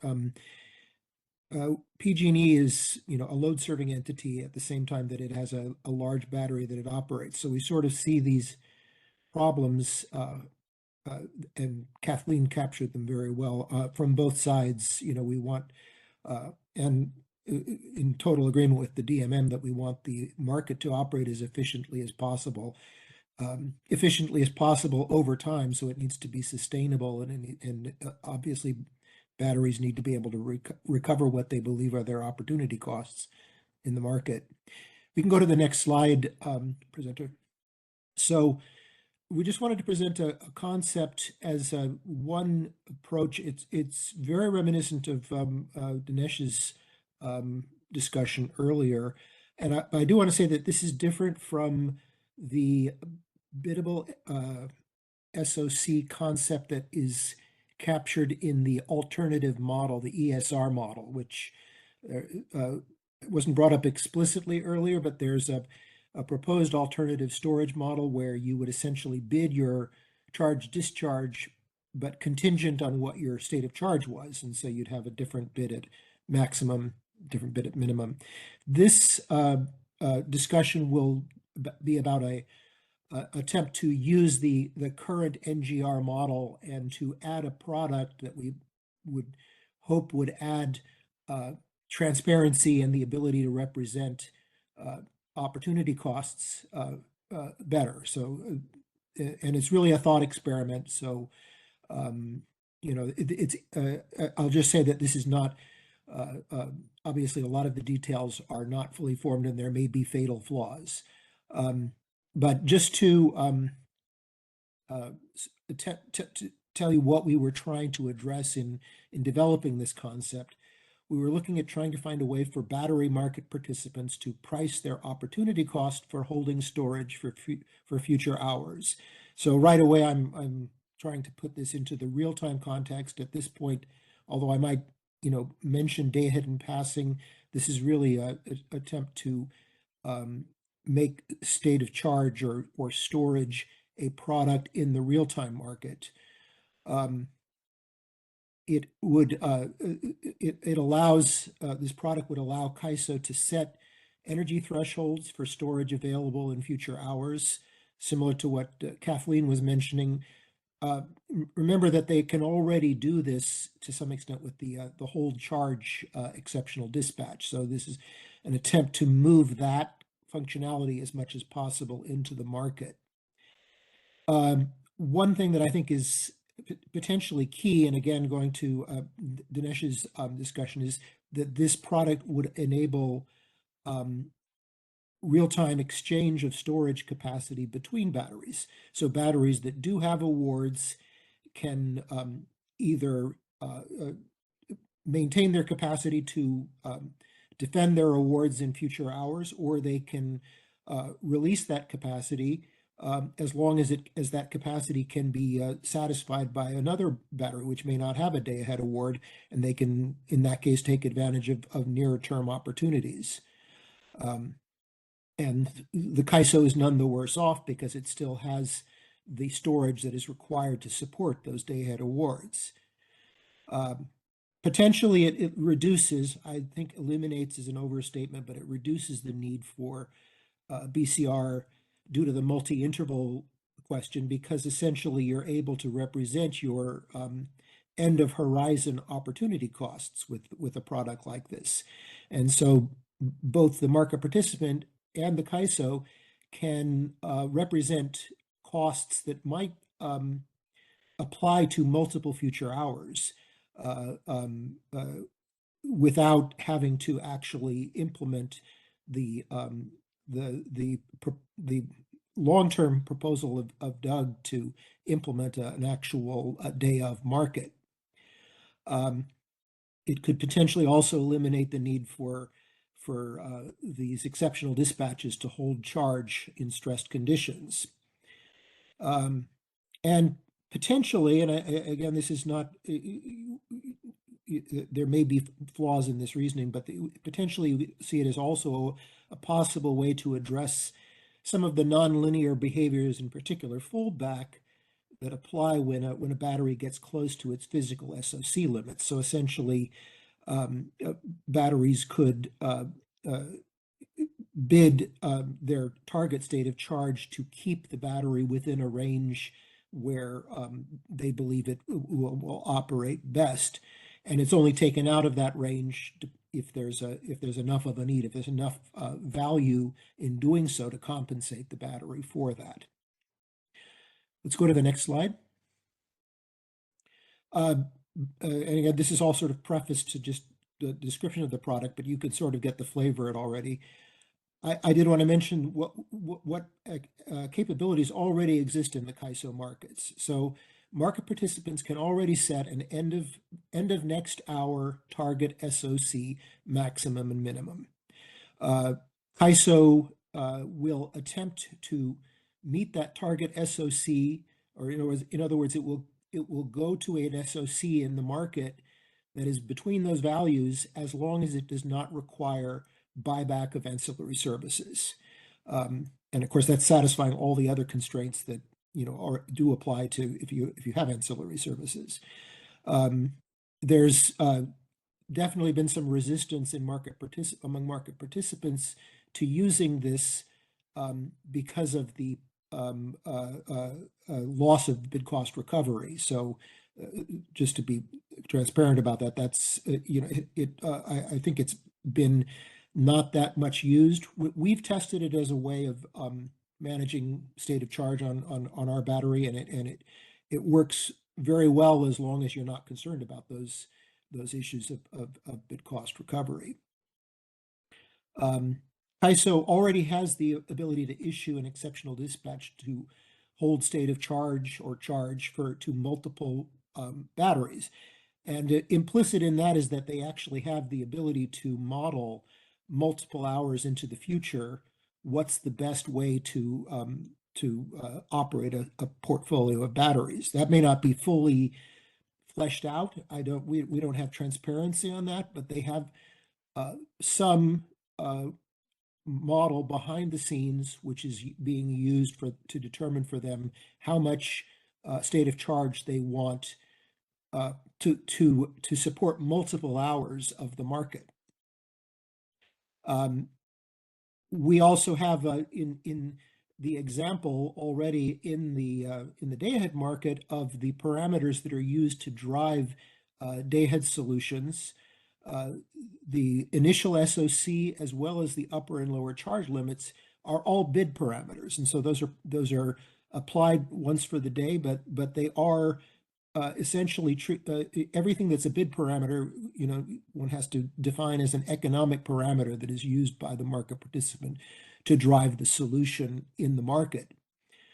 There's no pricing, obviously, on those, but they are already, it essentially implies that the data that's required in the optimization is there to some extent in the model already.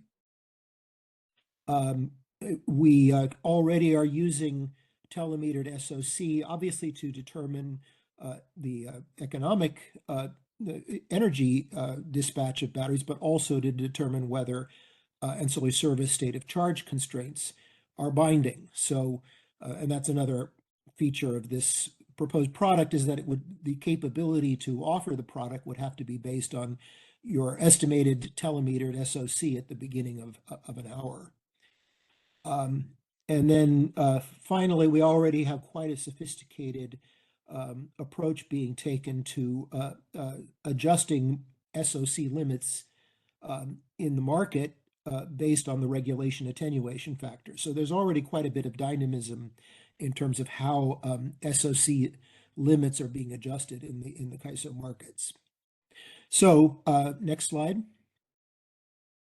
The idea of this product is simply to define an amount of SOC or energy that a battery would be willing to offer at some price by the end of the day of the real-time market. So essentially, going into your T minus 75, you're putting your bids in for the real-time market. Included with your other bids would be a biddable SOC, which would include both the current target SOC also include the ability to offer energy above some minimum at a price.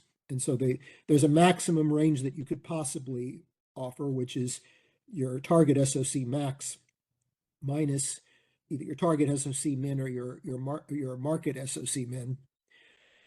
That's going to be the maximum range that is possible to offer in the current construct. You're also going to have to be constrained by some energy ramp, and this was an issue that came up when we were thinking of batteries with different durations trying to offer a product like this. Obviously, you don't want a 100-hour battery to offer 100 hours of target SOC. It can only provide an amount that is usable by the CAISO in some common time frame. And so one approach to this would be to say that you're limited to 3 or 4 hours of energy discharge as what can actually be put into this product and essentially awarded as an award. And then, as I said, the amount that you actually are going to be able to provide in the market process would be based on what the estimated initial state of charge in the first FMM run, where there's an estimate of the telemetry. There's an estimate based on the current telemetry of what the SOC will be at the beginning of the FMM run. So then the actual bids would take a form similar to an energy bid, although it's not the same thing. It's really an opportunity cost on not using energy in the current period. But the form of the bid would be one or more biddable SOC quantities with prices associated with them. And obviously, when the CAISOs then taking advantage of that in the market, they would be constraining the amount that they would take based on both the telemetry as well as the other constraints that I've mentioned already. And all of this would be utilized to meet a system SOC requirement. So the CAISO would essentially define an end of hour SOC requirement from all batteries that are providing this, which includes batteries with awards, batteries without awards, that the sum of the bit requirement, and then presumably a marginal price on this product is set by the shadow price on that constraint. It's really an energy flexibility product, and by the way, there's no assumption here that this is something that gets implemented in the next year or two. It's presumably this is a post-EDAM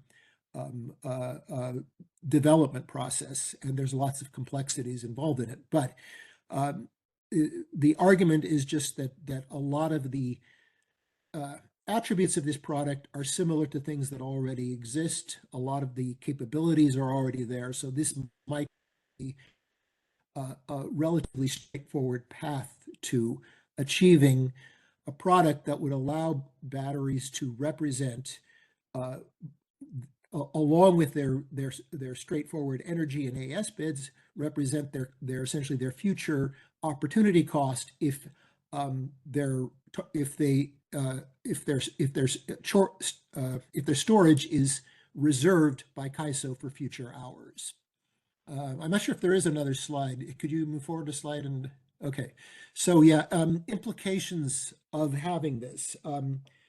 Again, like I said, CAISO, the CAISO can meet the requirement both from resources that have awards as well as resources that don't have awards. Potentially, as I mentioned earlier, CAISO could use this constraint instead of the hold SOC constraint to ensure that they have enough energy to meet requirements in critical hours.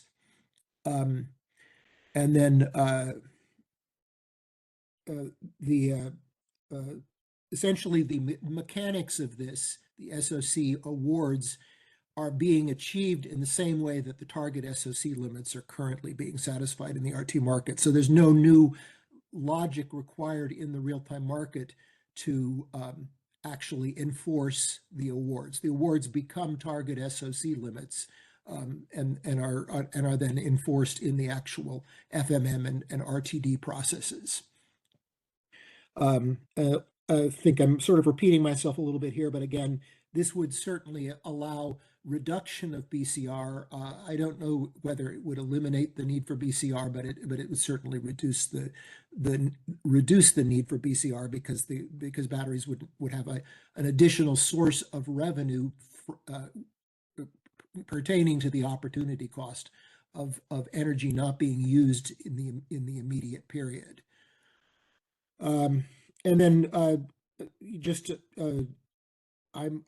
it's possible that a product like this could be extended to day ahead as well as real time.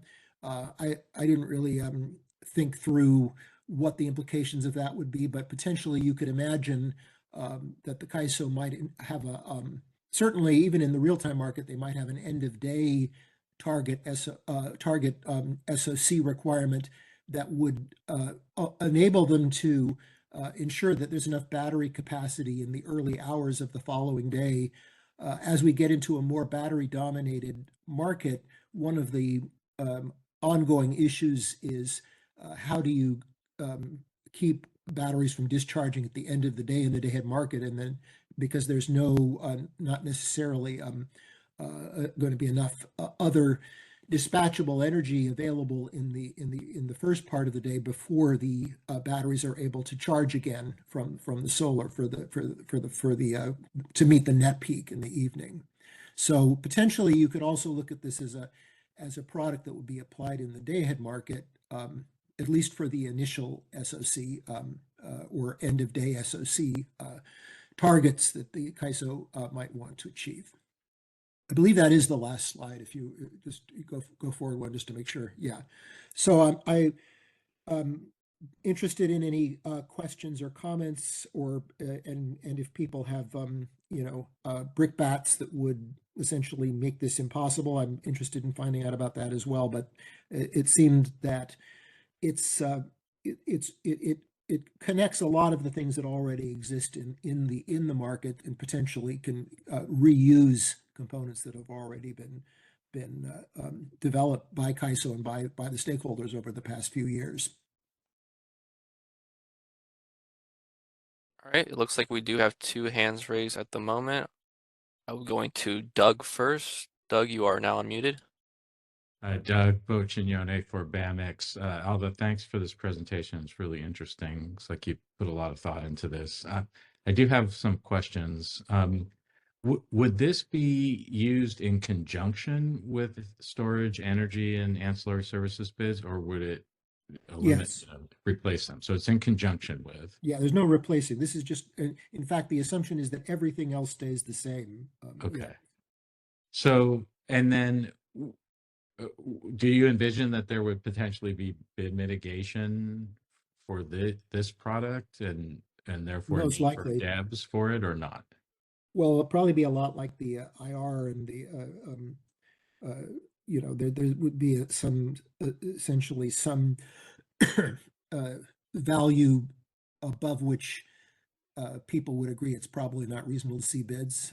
That's basically the way the IR default energy bids have been defined. They're not really based on a knowledge about true opportunity costs, but saying $55 should cover it, and if it doesn't, we will revisit it. So that's the way I would. Yeah, I would think there would be a limit set, because otherwise, you're absolutely right. There's a possibility of some extreme market power being exerted. And are you viewing this this is an enhancement to what we have today, right? Because you do have Right. state of charge. So this That's is right. putting Yeah. a price on it, basically. Yeah, putting a price on it, on possibly on all of it, or possibly on multiple segments, whatever would be feasible. Yeah. Mm-hmm. And you made the statement at the beginning. You thought that this would replace the need for having a forward-looking market, but I mean, it's sort Not of replace it. I would say mitigate. I should. I mean, I'm in agreement with you that it would be great to have a day of market. I think it's. I don't know if we're ever going to get there in terms of the complexity of the settlement and everything. But all I was saying is that basically by representing end of period value, if most of your resources are batteries and you're representing your end of period value in every hour, then you essentially got you're reflecting CAISO's expectations for multiple hours all the time. And so in that sense is the way I meant it. Yeah, although I think you mentioned this when you were talking about it, it sort of assumes that CAISO has some ability to look forward. That's right. And when it's deciding what it needs, right? Yeah, in fact, they'd obviously have to enhance that capability for this to make any sense. They'd have to have essentially a model that was telling them how much they wanted to procure, right? I think it's more complex than in balanced reserves, where they can rely on historical, needs. I think they would have to actually have some sort of because obviously it's going to depend partly on what they've got in the way of day-ahead awards. It's going to depend on what they think is coming in terms of charging or imports or things like that. I would almost see them as running essentially a forecast model for the market in parallel with the real market, to decide how much they're going to need of a product like this. Yeah, I feel the same way, and I think that's. But if you're going to go to the effort to develop that, then, and it's actually meaningful and producing useful results, then why not go the next step and run the market that way? Well, basically because of the data, the data exchange, I think would be the argument that that is a big additional step to actually have a functioning market versus just a forecast model. But I agree.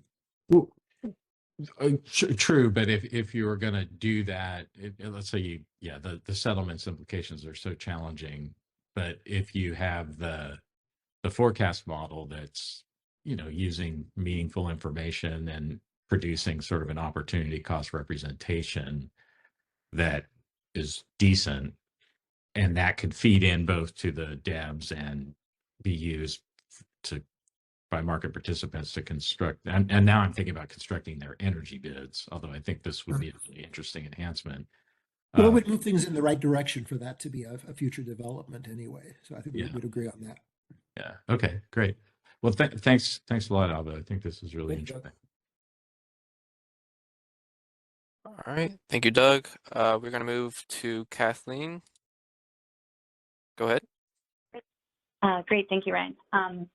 Thank you, Alba and Michael. Appreciate that very much. Kathleen from Vistra. That was excellent. And I'm really coalescing around this idea. So thank you for breaking it down in this level of detail. It spurred two thoughts that I wanted to provide as reactions and ask you and then us collectively to continue workshopping it so we can keep moving it forward, because I really want the momentum to stay with this idea.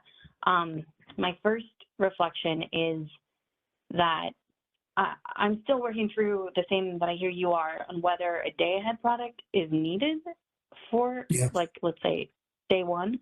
I do see an interplay though between the day ahead initial state of charge bid and this product. And I see this product in real time as a way to use that first hour's real-time state of charge to compare to the day ahead initial state of charge to identify deltas or deviations where when you come time it's different. So that is a value I see in this product of being to add that, you know, an incentive to get those aligned as much as possible, and then a mechanism to potentially, if they're not aligned, allocate the cost of that, and if it that difference to the folks that are causing it from like a cost causation, cost benefit. Do you see the same, like that's a day one goal? Yeah, and I think, I mean, you can view it also, but the other possibility is to view it as a back end problem and say, CAISO can start making an effort to get the end of day total state of charge to match that initial state of charge that's anticipated in the day ahead market. And that's also, they could be doing that as well. So. Oh, that makes sense. That's great. Thank you for adding that clarity. That's super helpful for me. The second piece I wanted to tease out, because I know we go back and forth sometimes when we say system. So in the real time, we have the Western Energy Imbalance Market. I interpreted when you said system that you meant actually BAA level requirements. But could you confirm?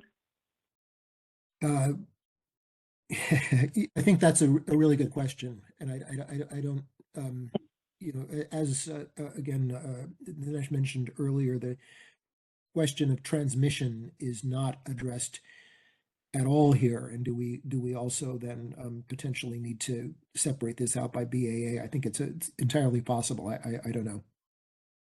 Yeah, no, and that's fair. So the two, I think maybe the big rocks as we keep moving it forward, keeping the momentum. I do think that those are big rocks. So a big rock is do each VAAs need their own minimum or their own target requirements? And then peeling out this one extra big rock on that, because the way that I think, so in my mind, if I were emperor for the day and if I were designing it, I would align the requirements consistent with ancillary services, at least for CAISO, where if CAISO establishes a region requirement, then VAA is fine. But if CAISO, let's say, operators identify that PAF 26 is likely to bind, and so they have identified a need to procure two regions, so two AS regions within the BAA, let's say north and south, then these requirements would recognize and respect that decision by the operators. And that leverages existing functionality. So I still think it's a simple implementation if you align it to what they decide to do for AS. That's just kind of where my head's at, and I wanted to share it. Really good thoughts. We need to get together for coffee, Kathleen. That's the deal. Okay, that's it. That's all. Those were my two thinking things while you were talking. Thank you.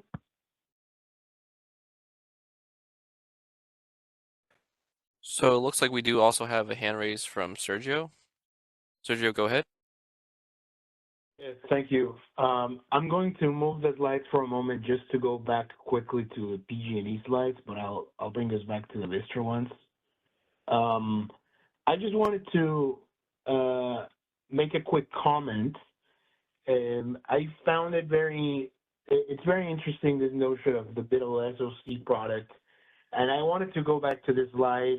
The beginning of this slide, I think, is very much aligned in its kind of goal and framing to what we had been thinking on that slide of the system SOC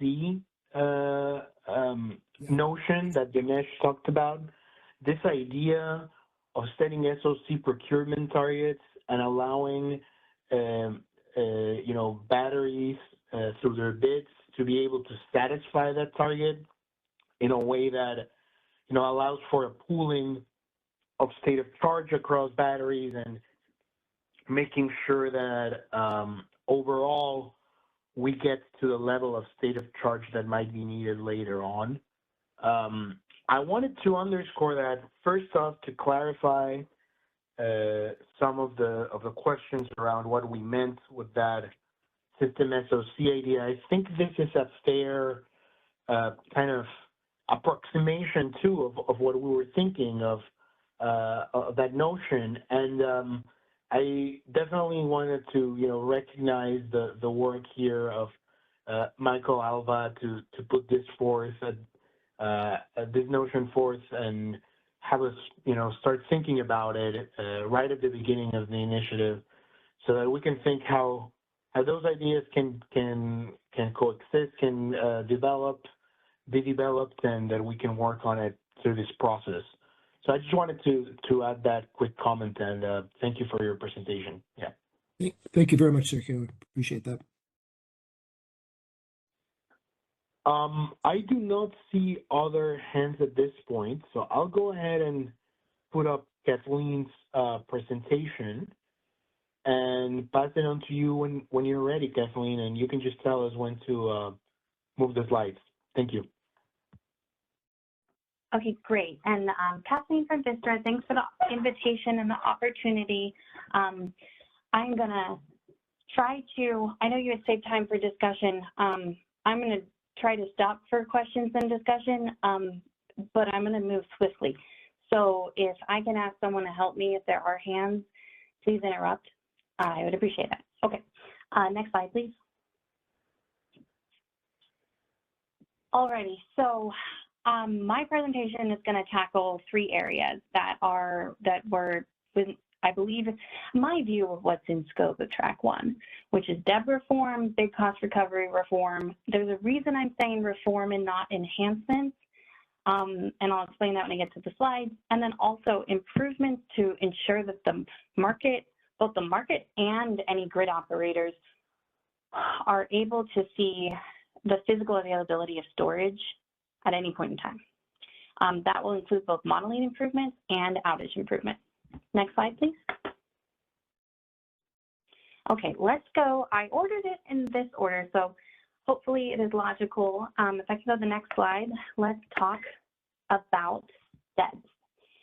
So one of the biggest reflections that we've had, and the reason I'm using the word reform and not enhancements, is honestly, we don't think that the existing storage DEB is effective as it's formulated. So we do need to pivot to and reform it holistically to a new methodology. The first main issue, and I'm seeing that the slides might be a little, like the language got a little truncated, so apologies for that. But I think the posted version, you'll be able to see it. The charging, so storage bids both on the charging side and the discharge side. When TISO is mitigating using its current methodology, it's actually mitigating down the charging bids. This lowers your willingness, this lowers what the market sees as your willingness to charge, to have the sufficient state of charge that you need to meet your obligations. I want to flag this because this is actually, so mitigating a charging bid is equivalent to mitigating a demand bid. When we talk about demand bids, what we're talking about is buyer side market power. concerns around buyer side market power have to do with suppressing prices, not increasing prices. So buyer side market power is normally raising the value. It is not lowering. It is also, I believe, the only form of buyer side market power mitigation that exists in CAISO's market. No other demand bids are subject to this mitigation, let's say in the day ahead, which has demand bids. It's also counter to the actual goal of what we've been talking about of ensuring that storage can receive their charging schedules in order to meet the state of charge in real time that they need to have, or either to meet their day ahead schedules or to meet real time conditions as they're evolving. This is a huge issue and a fundamental flaw that needs to be corrected with a wholesale reform. The second area is that the current real-time DEB does fail to capture the real-time opportunity cost. We've spent more time on this one, so I'm just going to breeze through real quickly. Some of the reasons it doesn't account for changes in market conditions in the real time. It's using day-ahead clearing prices that don't reflect real-time conditions. Those conditions tend to be quite different, and I just used the example of day-ahead only uses the CAISO BAA, whereas the real-time is the entire WEAM with very different congestion patterns. It doesn't allow us to effectively manage our SOC. We can frequently mitigated resources have an even greater issue with this, and we believe that it's also having adverse impacts on price formation. And what you probably can't see from the projected slides is a note that our understanding is CAISO is not allowing storage to submit reference level change requests, and that we believe that that is an enhancement that should be a part of this scope. Next slide.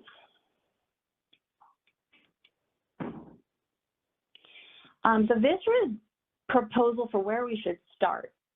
And I know I've mentioned reform a couple times. So where we think we should start is a recognition that the existing methodology is not working. We do think there is a different default energy bid methodology that is a better method for reflecting the opportunity cost of storage constrained assets. When we've been digging into the different methodologies, we think that the hydro default energy bid method is a good place for us to start. There are a few tweaks to this, and so I just want to kind of at the highest level explain why we think this makes sense. The hydro DEB was established for hydro generators to reflect the opportunity cost of their willingness to be substituted for a gas resource, as well as opportunities to sell energy in geographic areas outside of the resource's local area. These are the same issues that we have been talking about when we discussed the storage bidding earlier this year, although we didn't address the default energy bid. In the hydro DEB process, the hydros come in and they will register a max storage horizon. That is very similar to a limited energy storage resource that could also come in and make it and register its max storage horizon. What's the difference? One more quote is that when you look at the DPM and it talks about the hydros, they talk about it reflecting the maximum length of the storage of a hydroelectric resource when it's cycling its reservoirs. And I just want to say those words because it is the same general premise. There's just some time components and one additional complication that I think needs to be addressed. So to modify this and to have the storage DEB align with the hydro DEB better, for the limited energy storage resource version of this, it should also require a max storage horizon to be registered, but instead of being in terms of months, it would be in terms of hours within a day. This would ensure that it's valuing that trade-off of substituting energy from a gas resource to storage or reflecting its willingness or unwillingness to sell off into off-system cells. I think that hydro DEB largely works with a couple exceptions. The long-term component, it does not apply because this is a limited energy storage resource, but the short-term component, which is really just looking at like that peak, the availability, the trade-offs within a day, that's exactly what we need, right? What additional piece of information that would be needed when that is registered is to be clear about what is the maximum cycling that the limited energy storage resource can do per day. So this should provide CAISO more transparency into the max cycles per day, which is currently not a registered value in master file, but it will give you transparency into max cycles and then the max stored hours versus max discharge hours. And some key principles for this design effort that I wanted to flag is that A, what should the results be of a DEB reform? Storage has to be able to charge. If we cannot charge to have a sufficient state of charge, then that mitigation is overly punitive, and it shouldn't be mitigating our charging bids down, as this is not an application that applies to any other demand bids in the market.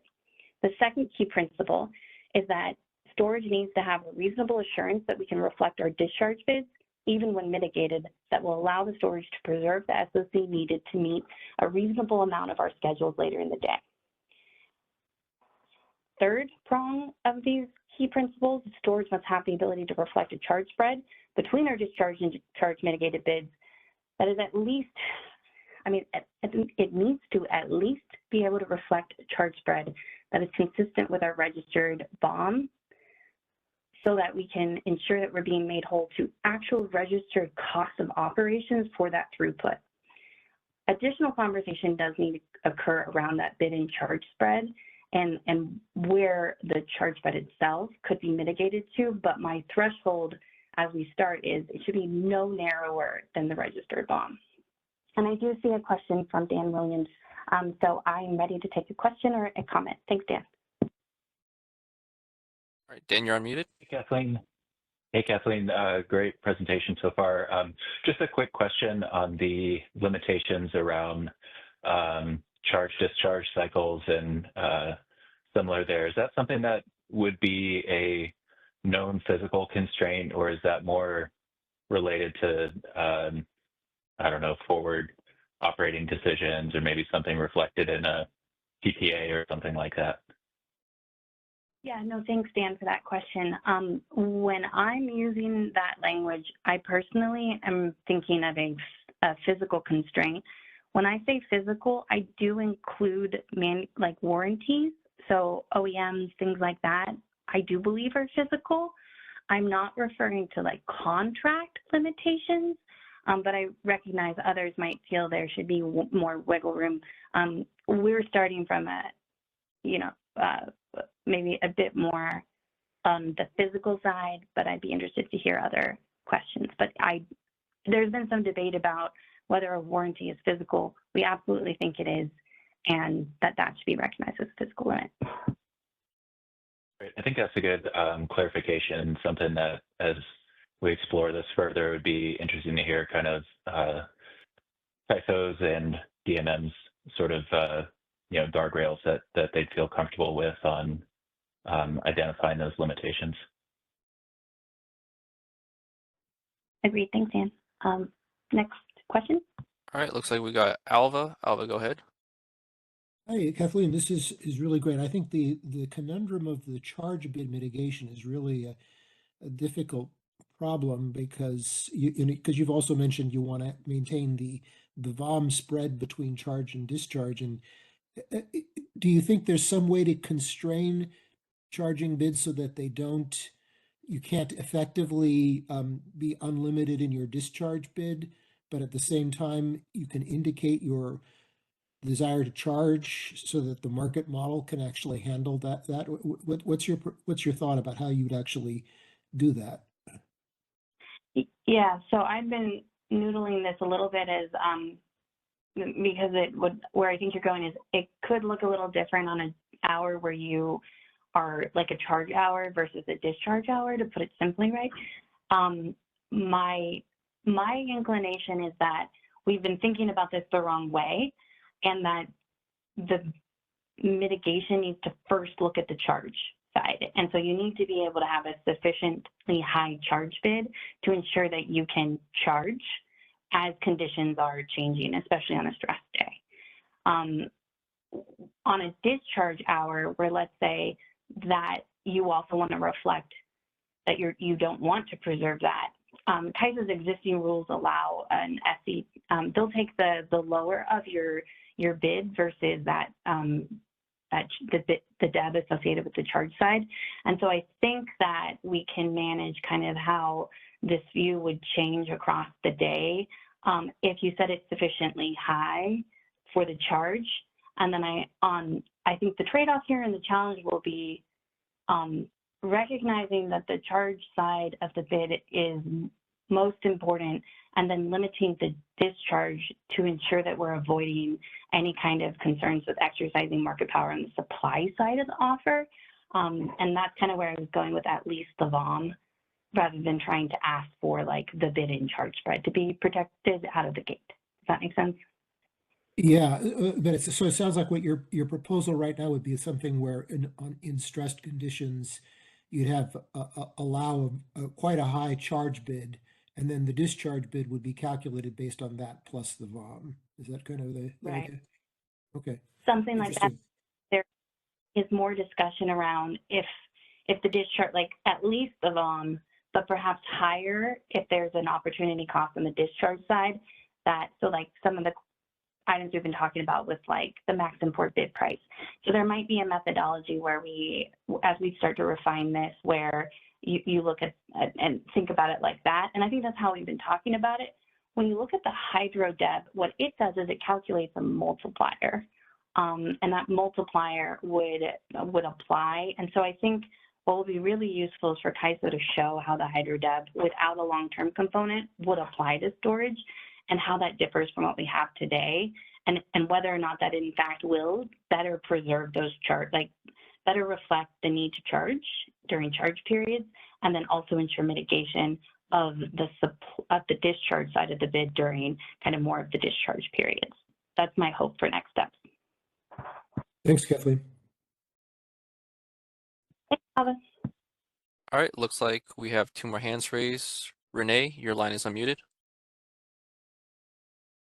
Hi, Renee Steichen with Red Renewables. Thanks, Kathleen. Great presentation. And just wanted to emphasize a couple points. You know, we agree that the storage deb needs to be kind of more holistically reformed and looked at, especially now that we have a lot more resources on the grid and a lot more examples to be able to pull from to see what's working, what's not. It would be great to see some of that analysis from CAISO. And, you know, I think a couple examples that you noted, I just want to emphasize is one, that the deb doesn't reflect real-time conditions, which can vary greatly from the day-ahead conditions. And so the prices being mitigated to your day-ahead price is not going to be reflective of the current conditions. And then, you know, which may happen on a stress day or not, you know, because we find mitigation happens on non-stress days frequently as well. And then when that depletes the resource in advance of their day-ahead awards, you know, that just compounds the problem, and it doesn't, and especially in stress conditions, it does not help the system. So we really need to take a look at that. So thank you. Thanks, Renee. Okay, moving on to the next caller. Kaylee, your line's unmuted. Hi, it's Callie Wells with WPTF. I will make this brief because I think you have quite a few other slides that you want to get through as well. But obviously, one of the topics that we talk about a lot when we talk about DEBs is the reference level change request process and the ability to bid above 1,000. So have you thought through how this methodology might fit well with that process as well, so that really there's not much that needs to happen in terms of changing the reference level change request process? Yeah, no, I appreciate that, Callie. And I'm going to be honest that I have not taken that step. One of the next steps that I wanted to think about is the recent changes that we made to the hydro, because a part of what we're thinking is, you know, moving this towards that hydro deb methodology. If you recall, CAISO said there was differences between how they did the storage deb versus the hydro deb. And so that's the piece that I was hoping to work through with this group and with the CAISO. So maybe some of those recent changes on the bidding that was made for hydro is something we want to see here. I think it feeds into the reference level change request that the CAISO is allowing on that side, or will allow on that side. Does that make sense? It does. Yep. Thanks. Yeah, thank you. All right, looks like those are all our questions for now. Excellent. Can we move 2 slides? I'm just going to skip the intro slide. Excellent. So At a high level, I just wanted to touch on a couple key principles we're hoping to have considered during the bid cost recovery discussions. I also want to give a shout out to Roger from DMM. Your presentation earlier, some of the things that you said really resonated with me. And one of the things I wanted to call out that while I don't think it's on my slide, it's something that we share this view, is that as the changes to DEBs and the changes to the modeling have to be discussed in tandem with a BCR reform because they are all interplayed, right? And I think the uplift, when I say BCR reform instead of enhancements, it's our view that bid cost recovery as we think of it today doesn't work for storage. So we have been convinced during the past year that bid cost recovery as it is does not work well for limited energy storage resources. And so we are hoping to see a holistic reform. So going forward, I'm actually going to just call it uplift, storage uplift. We can come up with a more specific name at a later date as we figure it out. What this uplift should look like is it should factor in the DEB reform and how we're viewing that charge spread. So I think that charge spread is going to become even more important because what the uplift should be doing is looking at what that charge spread is and making whole to that charge spread. So let me just kind of go through some key principles we're proposing should be top of mind during this. We do think this would leverage the hold state of charge ED formulation that establishes a counterfactual of what potentially the storage resource should be made whole to. We think that's a great starting place. Ala's earlier presentation about biddable SOC also kind of referred to, integrating that hold state of charge into the market. And I see a lot of synergies with that idea as well. So we're integrating that hold, like that biddable SOC is now in the market, and that's going to be an important product change that would impact both the uplift process as well. The second principle is that we need to recognize that both the input and the output costs for storage are byproducts of the market optimization. It is my opinion that is the biggest differentiating factor for limited energy storage resources over all of the other resources, is that the input cost is a byproduct of the market optimization. That also means the market optimization not functioning efficiently, or having a shorter horizon, or having a bid window that's too far away.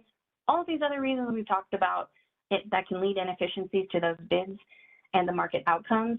The market itself can drive losses, and we should be made whole for those incurred losses if the market optimization is the reason we're incurring them.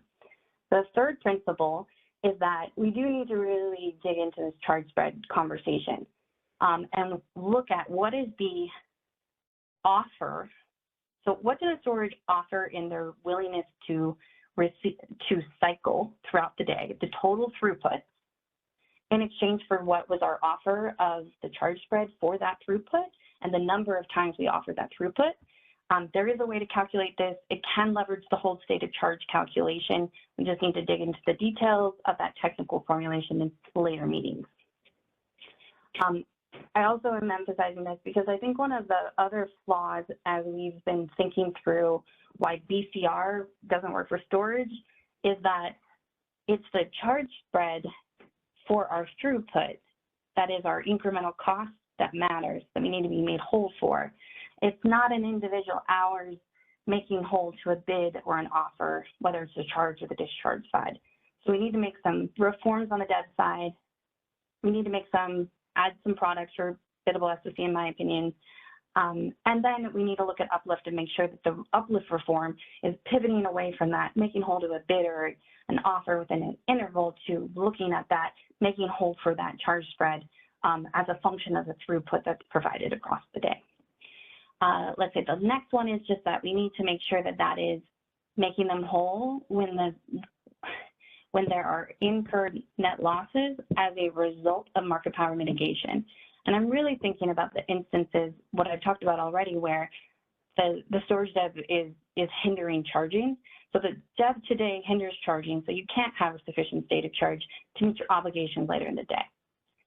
That's not on the fault of the SC, right? That's on the fault of the DEB not being able to allow us to charge. So as we think about our DEB reform, I'm hoping it dovetails into this, and we're thinking about these in tandem. so that when we're mitigated, it's sufficiently high, if on the charge side, to allow us to charge.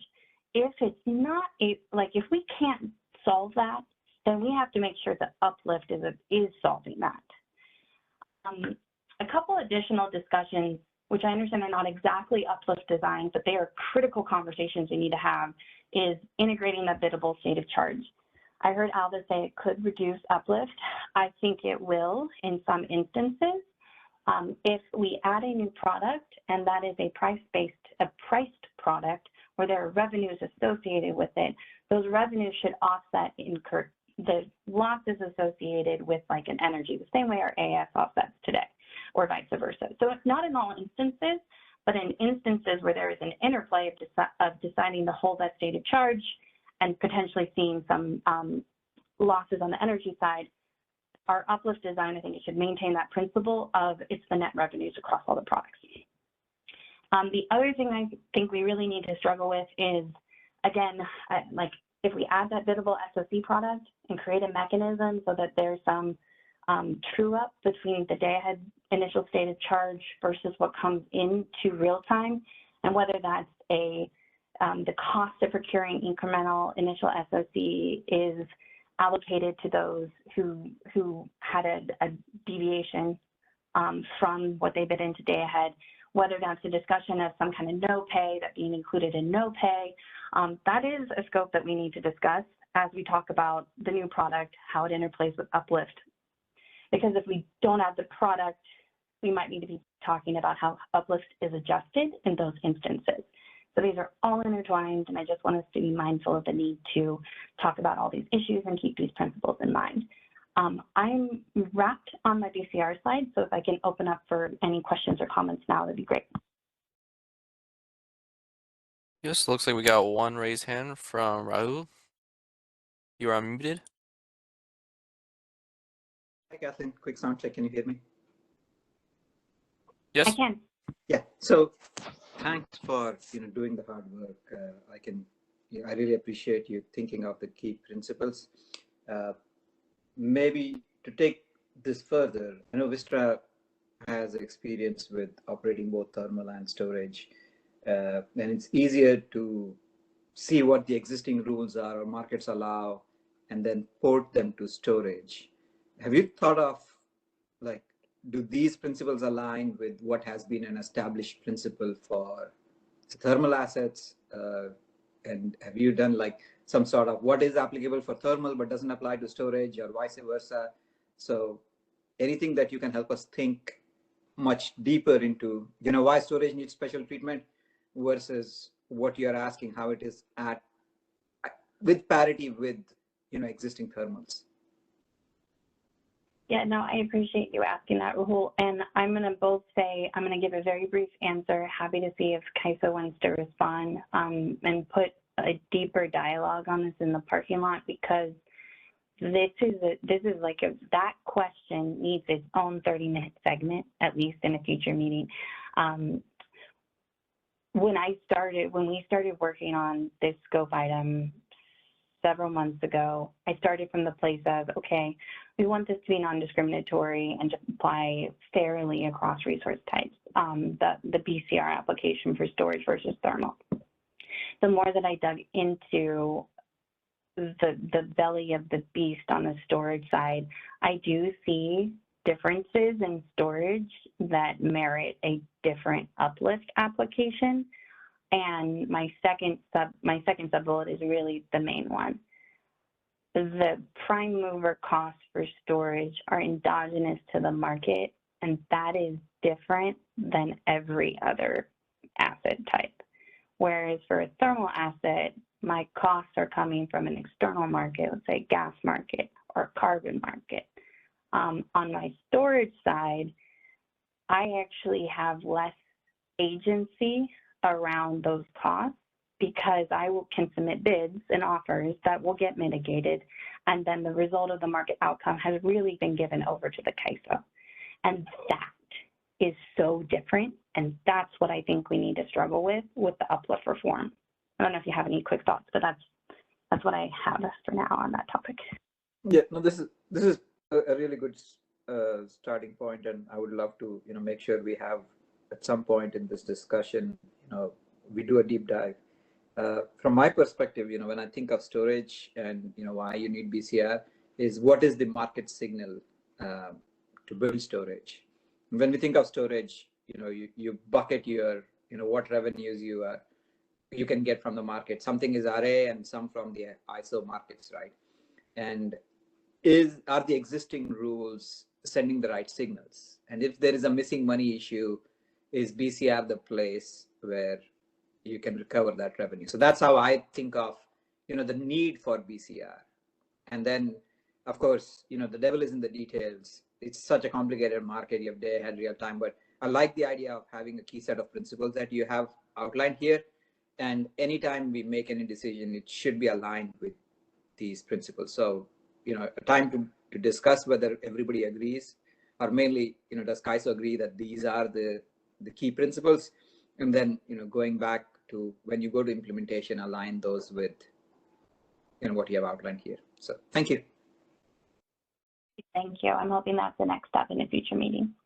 For the sake of time, and I don't see any more questions, can we move on to the next section, 2 slides? Okay, next I'm going to talk about modeling improvements. So very quickly, we've talked about foldback. The CAISO actually explained it earlier today, so I'm not going to go through and define it. What I am going to say is I have been asked, what would you call these things? I call them a charge current rate and a discharge current rate. There are different rates that apply to the PMIN and the PMAX as a function of the SOC. I apologize for the formatting. I will take, I didn't get my slides in until really close to the meeting, so that's my bad. But if you look to the right, you'll see a chart, and I put the orange box just to make clear, so you can see when the PMIN, which is shown in gray, starts to change. So let's say this is a hypothetical negative 100 PMIN resource for storage. So you'll see the gray at negative 100. When it hits about what that's showing is roughly 90% of stated charge, it starts to degrade at a fairly fast slope. So in this example, it takes this hypothetical storage asset about 20 minutes once it hits that 90% to go from its full PMIN to a 0 megawatt PMIN. And this is what we call foldback. This is what it looks like. We are asking for some solutions, and I have several. A more durable modeling solution would be to enhance the enhance master file to include these 2 rates, charge current rate curve and a discharge current rate curve. They would be 2 different curves. The charge current should be PMIN as a function of SOC, which you see here. The discharge current rate curve has a different slope, which is why it needs to be different. And it would be PMAX as a function of SOC.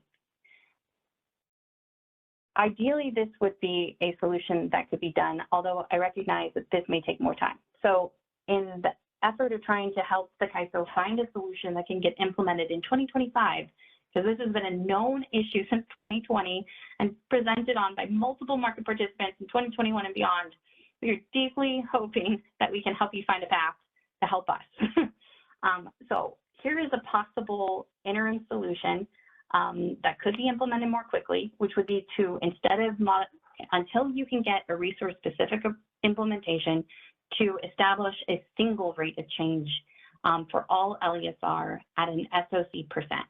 So our proposal would be that in the interim, CAISO would be able to come up with a single rate of change. It should be temporary, and this should be established based on historical data, and storage operators can help with that and offline. Some of that may not be publicly available information, so I would just ask that we collaborate with the CAISO offline individually and try to come to a way where we can provide redacted, non-confidential information for the stakeholder process. Next slide. I'm going to keep giving options.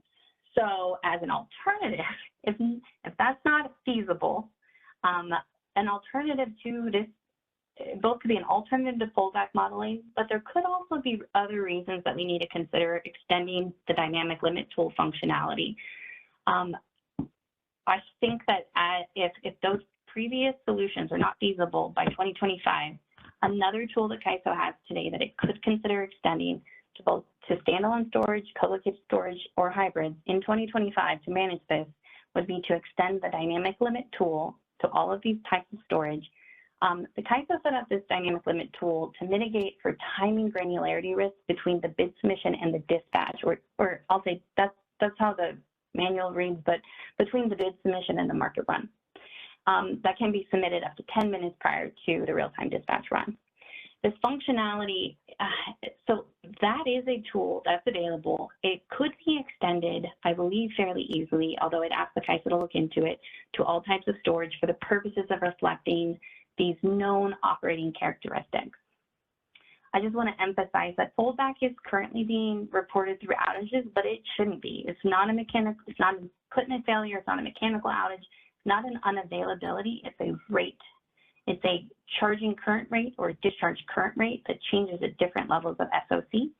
And I think it should be recognized as a rate, and CAISO's model does normally model rate.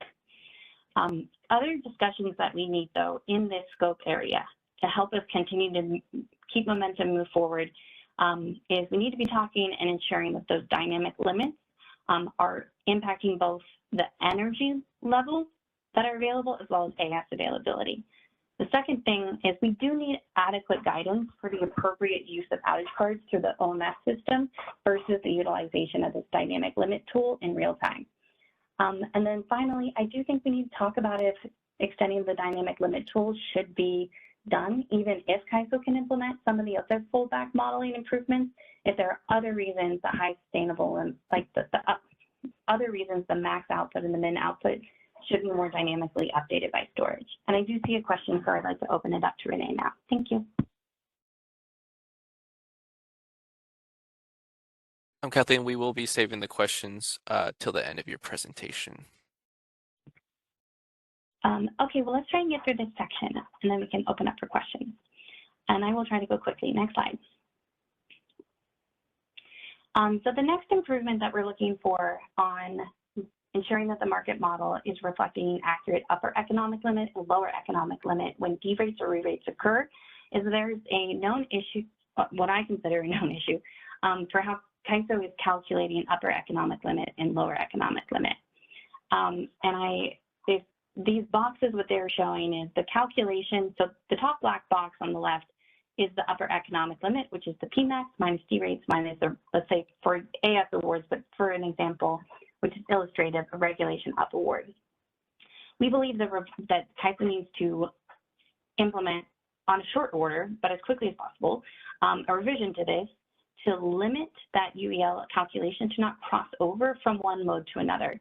So today when outages occur for storage units, the upper economic limit and lower economic limits that are not bounded by that max or min functions that you see here respectively are allowing it to cross over from a discharge over into a charge and forcing an energy award as opposed to, for let's say a thermal asset, it's limited to 0 megawatts and an incremental AS obligation is identified in the real time, and the real time market would go out and procure the incremental AS to meet that need.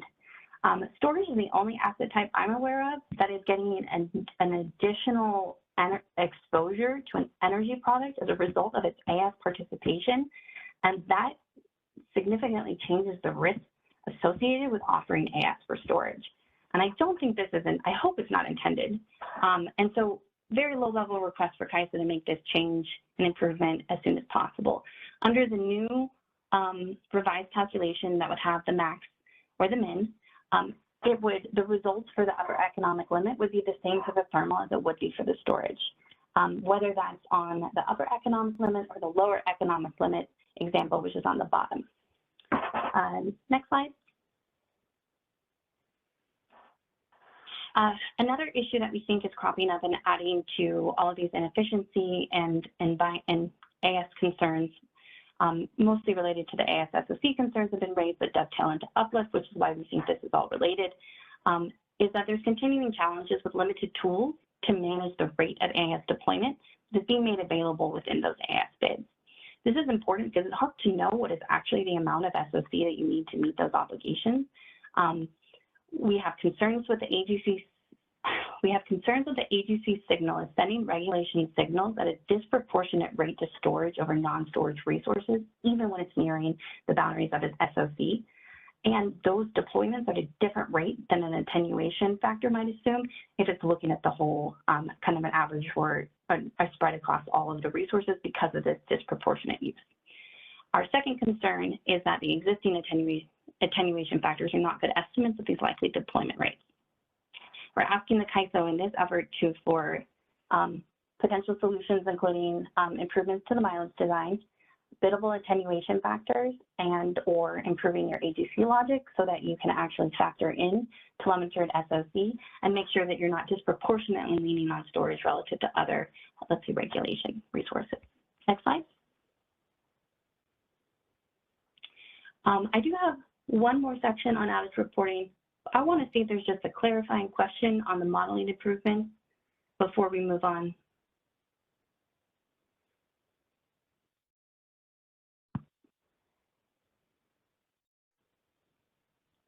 Okay, great, let's move on. So with assuming that those modeling improvements are done, we still need to make sure that we have accurate and consistent outage reporting. There has been some back and forth on this, so I just wanted to make it crystal clear. Here's some links from the tariff. We had raised concerns with the generating unit definition being unclear. It applies to storage. CAISO has moved to resolve that issue as of May 16 of 2024. I believe this is still pending at FERC. I put a link for the docket that this was submitted into. CAISO submitted a fix or a clarification on this in its implementation on compliance with FERC Order 2023, which is an interconnection rule, but they use that filing to make this clarification. You'll see that generating unit and generating facility capacity now includes storage for later injection of electricity. So great. So now, once that gets approved, hopefully, we will have that clarity. What is remaining is that there are still clarifications on stated charge thresholds that are needed. And because there appear to be confusion on what I'm asking for and what lack of clarity there is, I provided red lines. I'm happy for the CAISO to propose different red lines, but this is really the extent of the clarity that either should be in the tariff or at minimum in the BPM. So for tariff section 9.3.10.3A, it only has the black language here. So reducing the maximum output by 10 megawatts. Emphasize that's a megawatt, not a megawatt hour. What we want to see added is the clarity that SOC outages are required to be reported. It would also be nice to tighten up that minimum output is also required. So I would request some clarity around this level. So really, as a storage community, we should be reporting maximum output changes, minimum output changes, and maximum continuous energy and minimum continuous energy limits. The issue we have with the SOC is there is no threshold in the tariff for this. So as a starting position, I'm proposing it be a factor of 4 relative to the megawatt threshold that has previously been stakeholdered. Similar language below for 9.3.10.3.1. And I hope this provides greater clarity for the CAISO on what is needed from a storage community on the clarity of the outage reporting. Next slide. Great, and so I went through and documented a list of potential outage types that, we have provided this information to the CAISO. I don't believe it's been made publicly available, so I synthesized it at a higher level. We have fallback characteristic is currently being managed through outages. This is not appropriate, and it's being managed through a plant trouble card. The reason it's being managed through the plant trouble card is while there is a card that could be used called the technical limitations not in the market model, this card is not generally allowed unless the CAISO expressly gives permission to use it. And they often give like a code or a note that you can use relative to the market defect that is not being modeled. I'm asking for expedited action by the CAISO to give the storage community permission to use the technical limitations not in market model card as of the beginning of 2025. Sergio mentioned this is related to UCAP. These should not be being recognized under a forced outage rate. So we do need to expeditiously move them into a different card type where you can clearly see that these are market model issues, not an asset issue. That's a request that I'm hoping the CAISO moves on expeditiously. It requires process. It just requires the CAISO to make sure that storage operators know they can use this card and what they should note in the notes. There's other outage types: inverter outage, rack outage, safety management outage, control system failures, and electrical component or transformer failures. On the rack outage, you'll see an explanation of cell balancing one that Dinesh mentioned earlier. I'm happy to talk through this in detail in a future meeting. Next slide. I'm also not going to talk through this slide. These are the OMS limitations that we have both submitted privately to the CAISO and Vistra presented it in the policy roadmap stakeholder process meeting. And so I know that has been recorded and you can view that. With that wraps up Vistra's slides, and I'm happy to take any final questions or comments, but I do know we're over time, and please reach out to me if you want to talk about these. Thank you.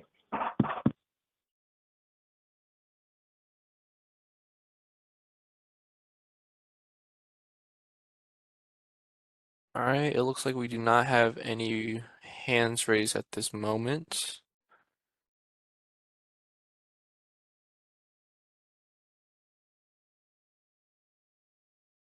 Awesome. Thank you, Ryan. Thank you so much, Catherine. Really appreciate your feedback and thoughts here. Definitely noted. Going forward, please feel free to use the written comments. We take a look at all of those, and we really appreciate your feedback every single time. So, and with that, I'll pass it over to Brenda to close us out. Thank you very much.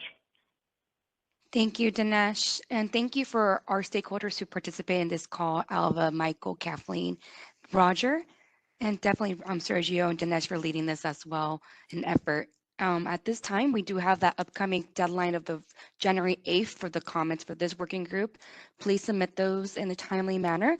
We have communicated that through a notice, and also that will be coming up like near the second week of January. And then we do have an upcoming meeting scheduled attentively for now for the January 23rd.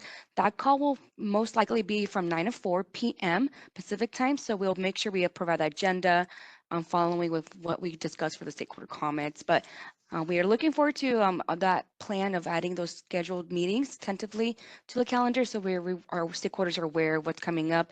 January is filling up pretty quick, so you'll notice a lot of meetings are added to that calendar for price formation and along other working groups. So make sure you're able to see those and put those on your calendars.